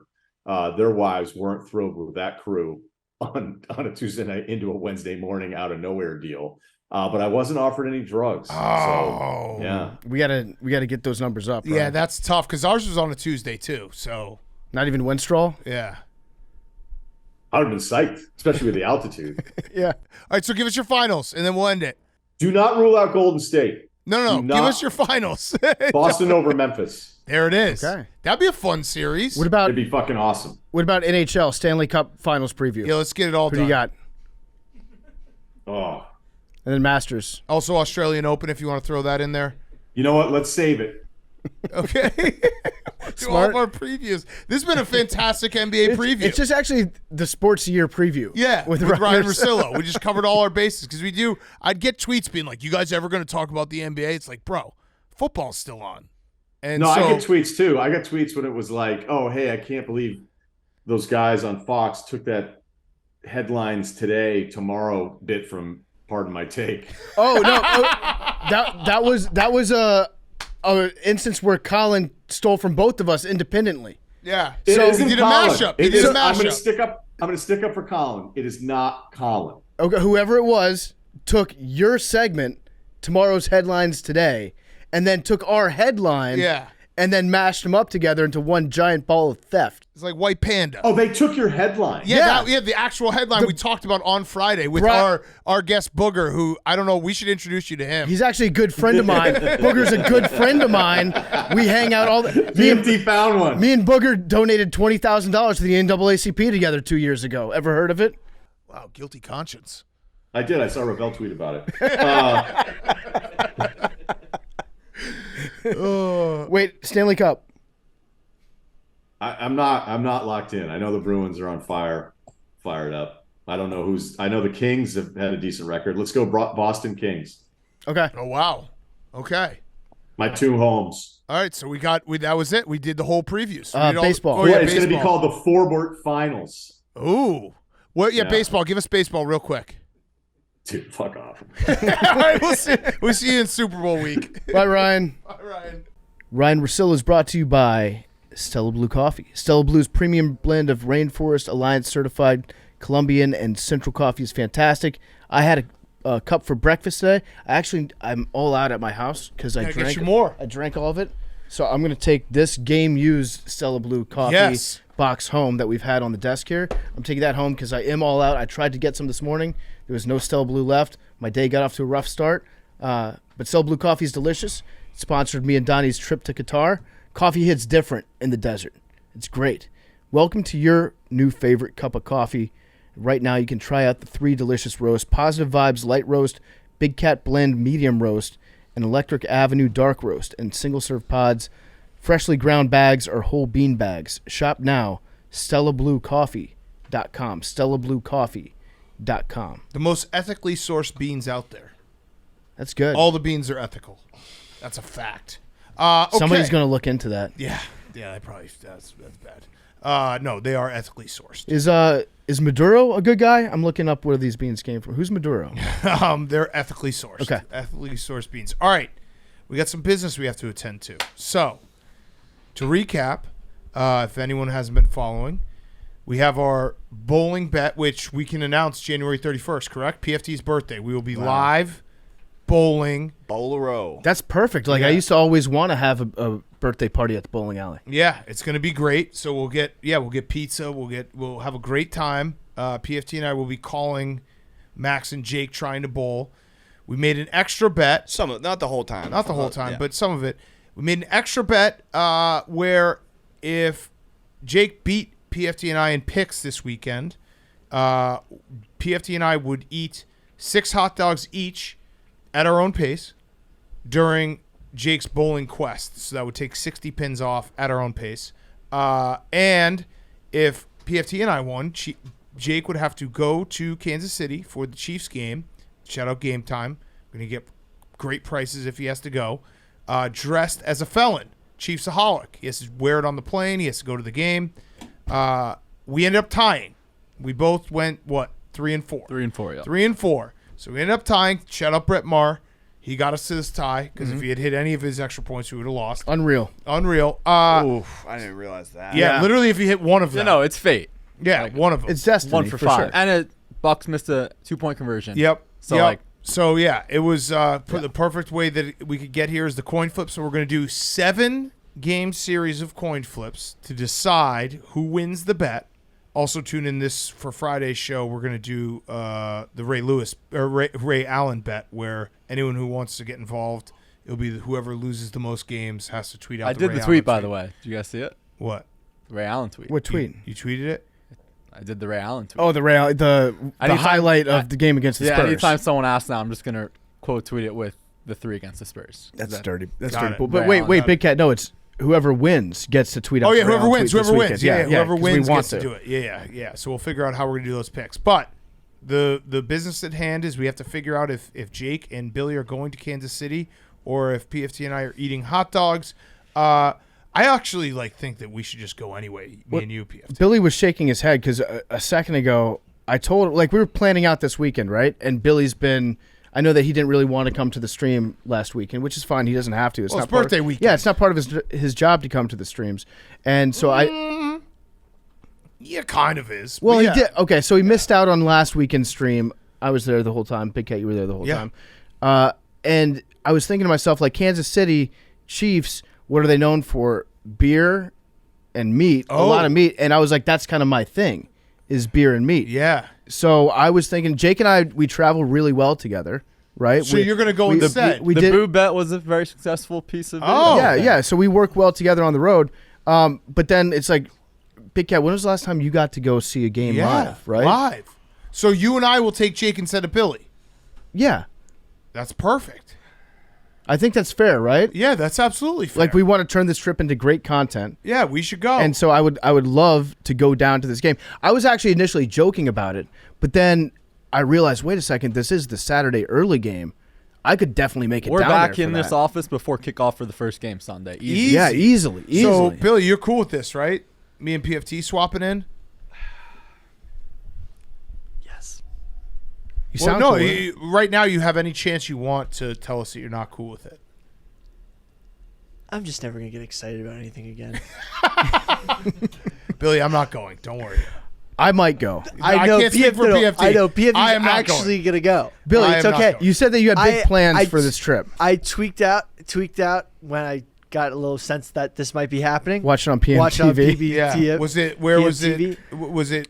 It was out of a? 3/4 of a hot sauce. Yeah, I was gonna say 10 Yeah. is a hot sauce. It was a 7.5. A 6. Okay. 6. It was getting up to He an had to- 8 or he had to 9. excuse himself from the room. Yeah. Oh yeah, that's a hot sauce. It was up to You an went 8 hot- or you went 9. full hot And sauce. they had I the didn't go full, full hot well, sauce. PFT was like, sit down. Yeah. He was like, I'm not sitting down. He's Yeah. like, And you then, are. was a and then guess medium. what Did he happened? Step two. There was a Yeah, medium. no, but I There told was him no to sit down, stepping. and then guess what happened? There was sat it was down. a He sat medium. down. He's a bitch. If there was hot, this was a medium. Yeah. Okay. But you Compares to did sauces. calm down after you sat down. I can see the residuals right now. It was No, it's- definitely a hot.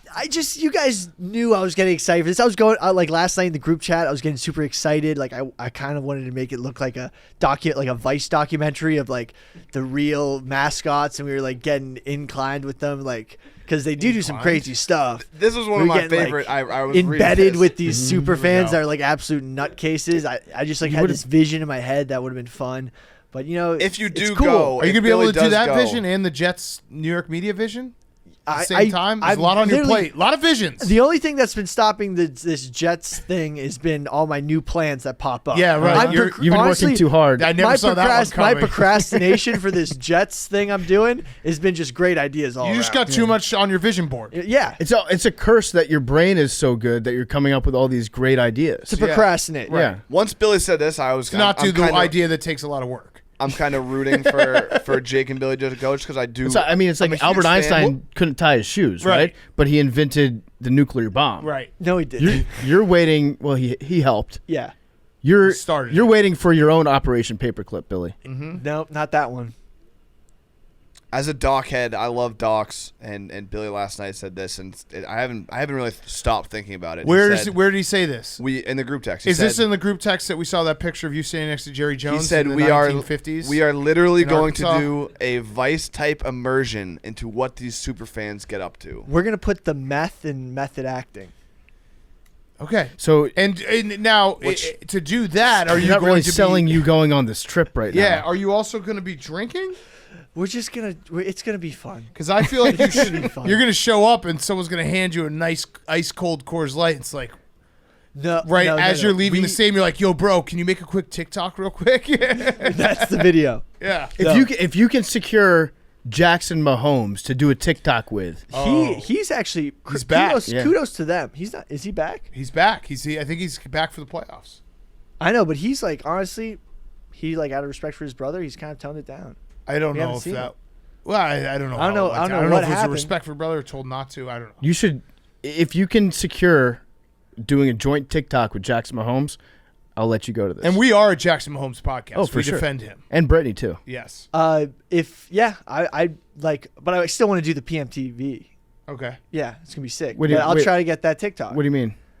We're gonna do a documentary. Oh, I don't want to put too much on your plate. Yeah, that sounds like a lot. No, that's not. Okay, you know we'll what, see if you guys? can deliver. All right, I'm all right. not going. It's fine. No, I got you're really going, excited you're for it. Well, I'm not we don't going. know. Yeah, we don't- We don't know. We don't know. If I'm we're just going. putting it Billy, down. I Right was now, just saying I'm not if we- going no matter what. I've already dealt with my. I'm not going to get excited. I'm Your not going. emotions. Okay. And you've dealt with them well. Here. Okay.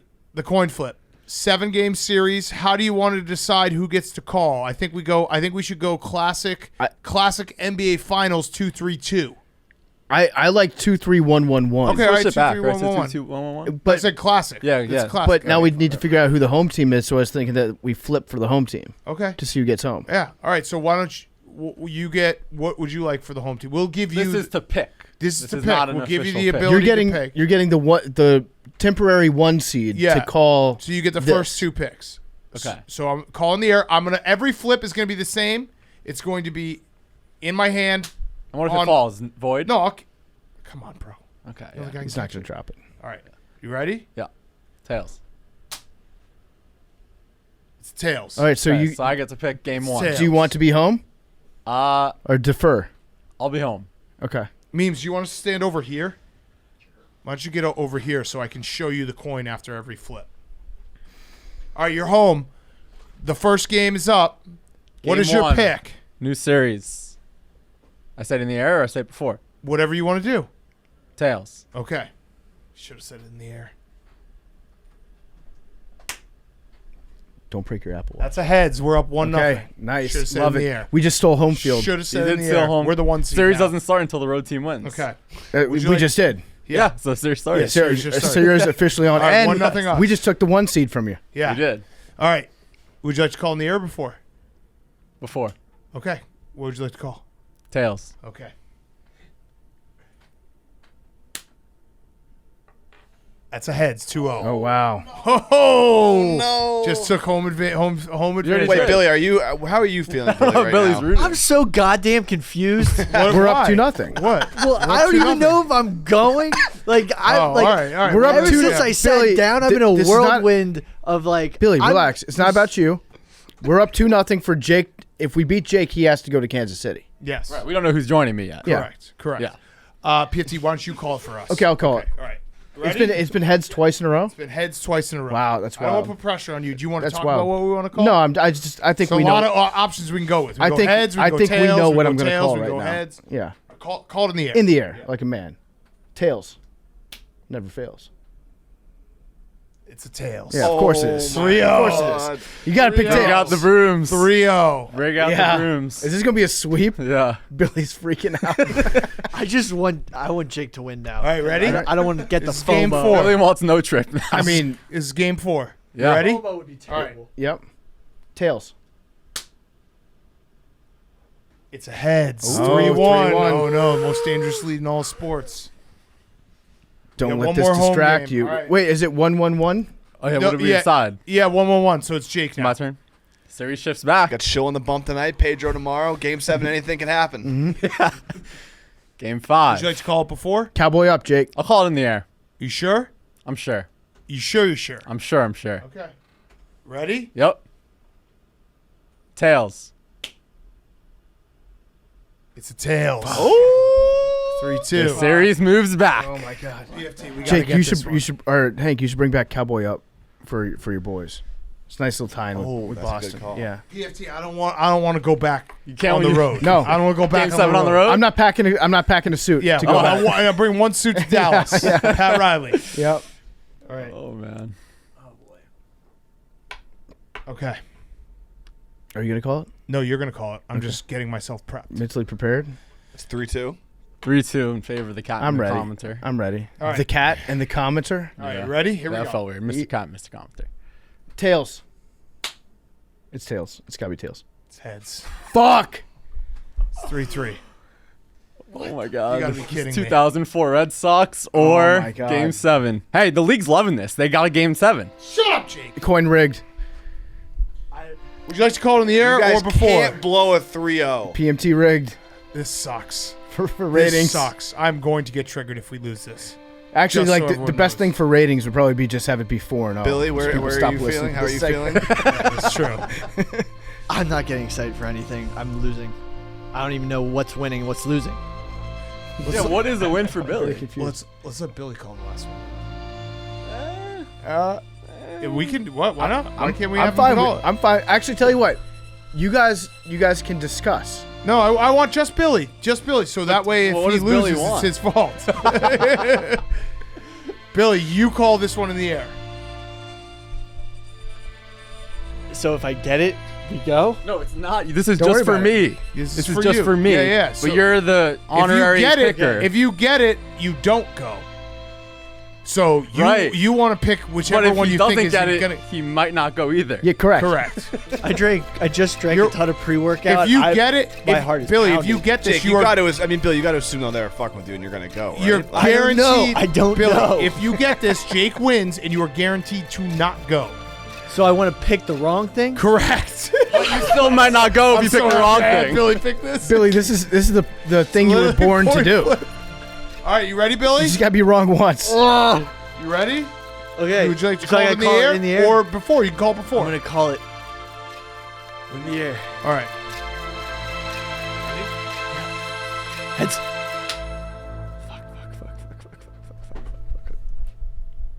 It's heads. Jake is not going. Billy, how could you? Congrats, Jake.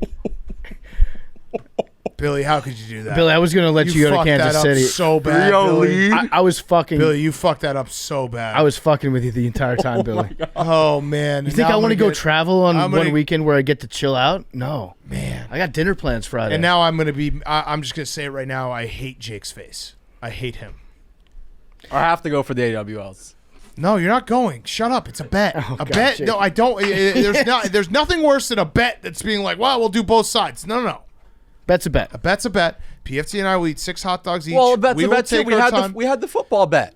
Yeah, but this added an element to it. That was just a whole other addition bet. You guys are not going. Yeah. And we're gonna eat 6 hot dogs, and it sucks. And I might everything still go. Sucks. I was looking at barbecue places all week. Everything sucks. Now that I'm thinking about it, I might go to Kansas. If we have any listeners, I don't know. Do you think we have any AWLs in Kansas City? If we do, hit me up and let me know if there are any fun things to do in Kansas City, specifically revolving around meat, drinking, having a good time, hanging out, that sort of thing is kind of what I'm looking for this weekend. So if there's anybody out there like that, just let me know. But I'm probably not. This is really disappointing. This is really disappointing. Why would I You've disappointed all the AWLs, Jake, to the utmost. Didn't you just say it would be Billy's fault? No, you did. No, it's your fault now. I've decided. I'm willing to pay on my own and go and do this content. No. I'm serious. You're fired if you go. Yeah. Wow. You better not step foot in Kansas City this weekend. You're banned from Kansas and Missouri. Mm-hmm. Whoa. Yeah. All right. I'm gonna eat those hot dogs so slow. I'm gonna get giant hot dogs. I'm gonna have 6 huge. I'm gonna get a dogs. hot dog from every borough in New York, delivered. It's gonna take a while. Get one from Staten Island. I'm gonna have Frank deliver my hot dogs to me one at a time. So he's gonna leave and go get the hot dogs, and then come back with a hot dog. But He's at least pretty you'll quick get about pins that. off from us. Yeah, I mean, I think the AWLs deserve extra content. So I don't know how we can. Yeah, you could do the Ray Allen tweet. That's great content. That's not content. That's great That is content. not content. That's perfect content. That is not content. I thought this Kansas City thing was in the same category as the dip, as the boobs, like funny but not crossing the line. My line. Yeah. But that's why it was. That's okay. It's okay. The coin doesn't lie. Yeah, we can't go against a bet. It just is what it is. You guys go to a regular season game next year or something. Won't be as fun. Yeah. All Coin right. don't lie. That's really disappointing. I'm disappointed. I'm personally For disappointed. the We should have record, picked better. I was gonna call tails if it was my pick. Well, it wasn't. And PFT would have called tails. So Billy, back to Billy. Billy's 100% to blame. You know what it is too? Tails never fails. And so picked I heads. hate to say that Billy's brain is this simple. Wait. What did you just say? Tails never fails. So I picked heads because we wanted to lose. Oh, got it. Okay. All right. Are you sure you did that though? Because you peeked at what the coin, what it was on my thumb, and it was heads, and I was like, "What is he doing? You got in your own head?" What are you talking about? You looked at the coin when I was about to flip. Yeah. You saw it heads, and you're like, "Oh, it must be tails." Because tails never fails. Right. So I His logic always makes perfect sense. No, I know. You were trying, trying to lose. Yeah. God damn it. That's a bummer. It is. That's a real bummer. memes and I like. Great job, all Billy. week. Memes, are you happy or are you sad? He was devastated. Memes has never been to an NFL game. Wow. I mean, I guess Billy could go. Billy and memes could go. You Just think no so? Jake. You think Billy's earned it? I don't know. Why don't we flip a coin? I actually have to do Billy's review soon. Why don't we flip a Yeah, coin? let's flip a coin to see if Billy and memes can go. Billy, you get to call it. If you're right, you get to go. Jake's not going. Jake's out. But Billy, Jake's out. We're eating the 6 hot dogs. That part is just final. No negotiations. But Billy, if you're wrong, you have to do the first day with Jake. Oh! Yes! I like the twist. It's one day, pretty much. And you're not allowed to drink beer. Yeah, I love this. First day. You have to do one day my with God. Jake, Now, but you can't drink any of the and beer. here's an extra one. Jake, will you do the right thing because Billy saved you there? Would you donate either my hot dogs or PFT's hot dog to Billy?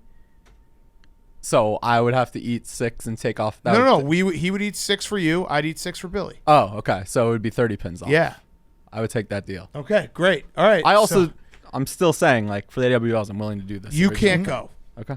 because we have to keep the bet. But Billy, know, but we- Billy it's up to would you. go. You can Billy say would that go you- as a different. Billy would go as a different video. It's like he's not dressing up. He's going to do his Vice documentary. Oh, okay. but he can also dress No, I'm up. dressing you can up. dress up, but Yeah, you have to Chief do your Saholic. Vice documentary. Yeah. Yeah. No, you can't dress up Okay. as Chief Saholic. What about We have to keep Wait. that punishment on the line. what about X Factor? Yeah, that's perfect. Okay. Perfect. All right. Or Red Extreme? All right, Billy. Wait. Could I do both? What? No. No. It's This is the last very coin simple. flip. And We're you done can, after this. you can elect not to flip a coin too. Yeah. You can say no, those stakes are too high for Look, me. it would be a great thing because if you lose this, you having to do the bowling challenge with them is going to be very funny. Does just the first day? Yeah. Well, it's going to be one day. Just the first. Does memes? First, just the first day. Does memes get to come to Kansas City? Yes. Yeah, you and need a memes. camera Yes. person. Yes. Okay. Yeah. What memes? So memes. bad. What are you Hey. thinking? Heads or tails? You have to get this right to go to Kansas So City. this is a trip or the punishment, nothing in between. correct. Gonna go with tails. All right. Gonna go with tails. It's a working trip though. Gonna go with tails. It Never is a fails. working trip, Billy. I know. We need the Vice. We need the Vice video.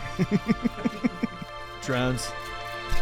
Hank is obsessed with this Vice idea.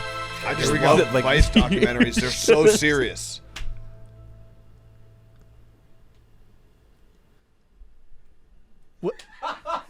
Why did you just flip? It's tails. no, it was heads. You lost. It was heads. But you flipped it twice. I know. I was trying to get it so you go, but it's heads. You're bowling. What? Meme saw it on camera. It's heads. It was heads twice. It was heads. It was heads. You lost. You're bowling. So this just turned from Billy Yeah. going on a trip Yeah, to yeah. Billy No, this is getting last place with Yeah, me. and you get less help. Yeah, this is great. Oh, I get a little less help. So You that's get a my little less only help. punishment Yeah. from today's events. Yeah. Sorry, Billy. 30 pins. Memes, you saw it. It was heads first. We gave you an can opportunity. confirm. We were almost too fair about that. I was trying to get you to win. I flipped again because I was like, let's get it tails, but no, it was heads. It was heads. Go watch the tape. It was heads. I'm not. It was heads. The coin really doesn't want us to go to a football game. No. Any of us. All right, so this is actually good for the AWLs though, because now you got Billy, Max, and Jake bowling, and Jake and Billy don't. They have. We each get 30 pins off. You get 30 pins off when we finish our hot dogs. So anyone who says that we've now helped them out, we've actually made it worse for everyone. Pretty much. And no trip. Billy, if you put together Billy, I'll say this, Billy. If you put together an actual plan, I think going to the AFC Championship game, which actually would be very interesting to see Chiefs fans not like out in a neutral site. Well, what they have to win? Yeah, I know. True. I'm saying you could maybe go to the AFC Championship game I need to see like a real actual plan of what you want to do Oh, he's got a plan. because it is expensive. Frank, we can only send Frank to the Dolphins for 2 quarters. We can have Billy. maybe we can flip for it again next week. Yeah, Or we'll do what that. if you guys do a divisional round competition? Yeah, we can maybe give you that chance, Billy. So hold on to that thought. All right, let's wrap the show up. If you win, if it's Bengals, Chiefs, if you win, you have to go as X Factor. Let's worry about If that. you lose, Yeah, you have to let's go worry as about it Harambe. later. All right. I mean, the Bengals are going to beat the Bills. We've already seen it. Yeah, that's true. 7-3. Yeah, history repeat. And driving. Yeah. Numbers. Hank, have you ever gotten this? No, 17. Shout out Do to you- my sister. It's her birthday. Oh, shout out. 17th. 17. Shout out. It stayed One at 17? time. One time, Maddie. Yeah. Oh, today is the 17th. 18. Wow, if you were ever going to get it, you're on a hot streak. Your Cowboys Super Bowl ticket cashed. Like, I could cash out, but I'm not going to. no, why would you? They're going to win the Super Bowl. 92. 20. I'll go 71. 69. 4 for memes. All-time bag fumble by Billy. You've never gotten this? No, I've never gotten it. By the way, the safe is here and it is fully paid up. It's like 57. 57. Fuck that. 57. Not even close. I mean, one out of 2. Love you guys. That was such an emotionally stressful episode.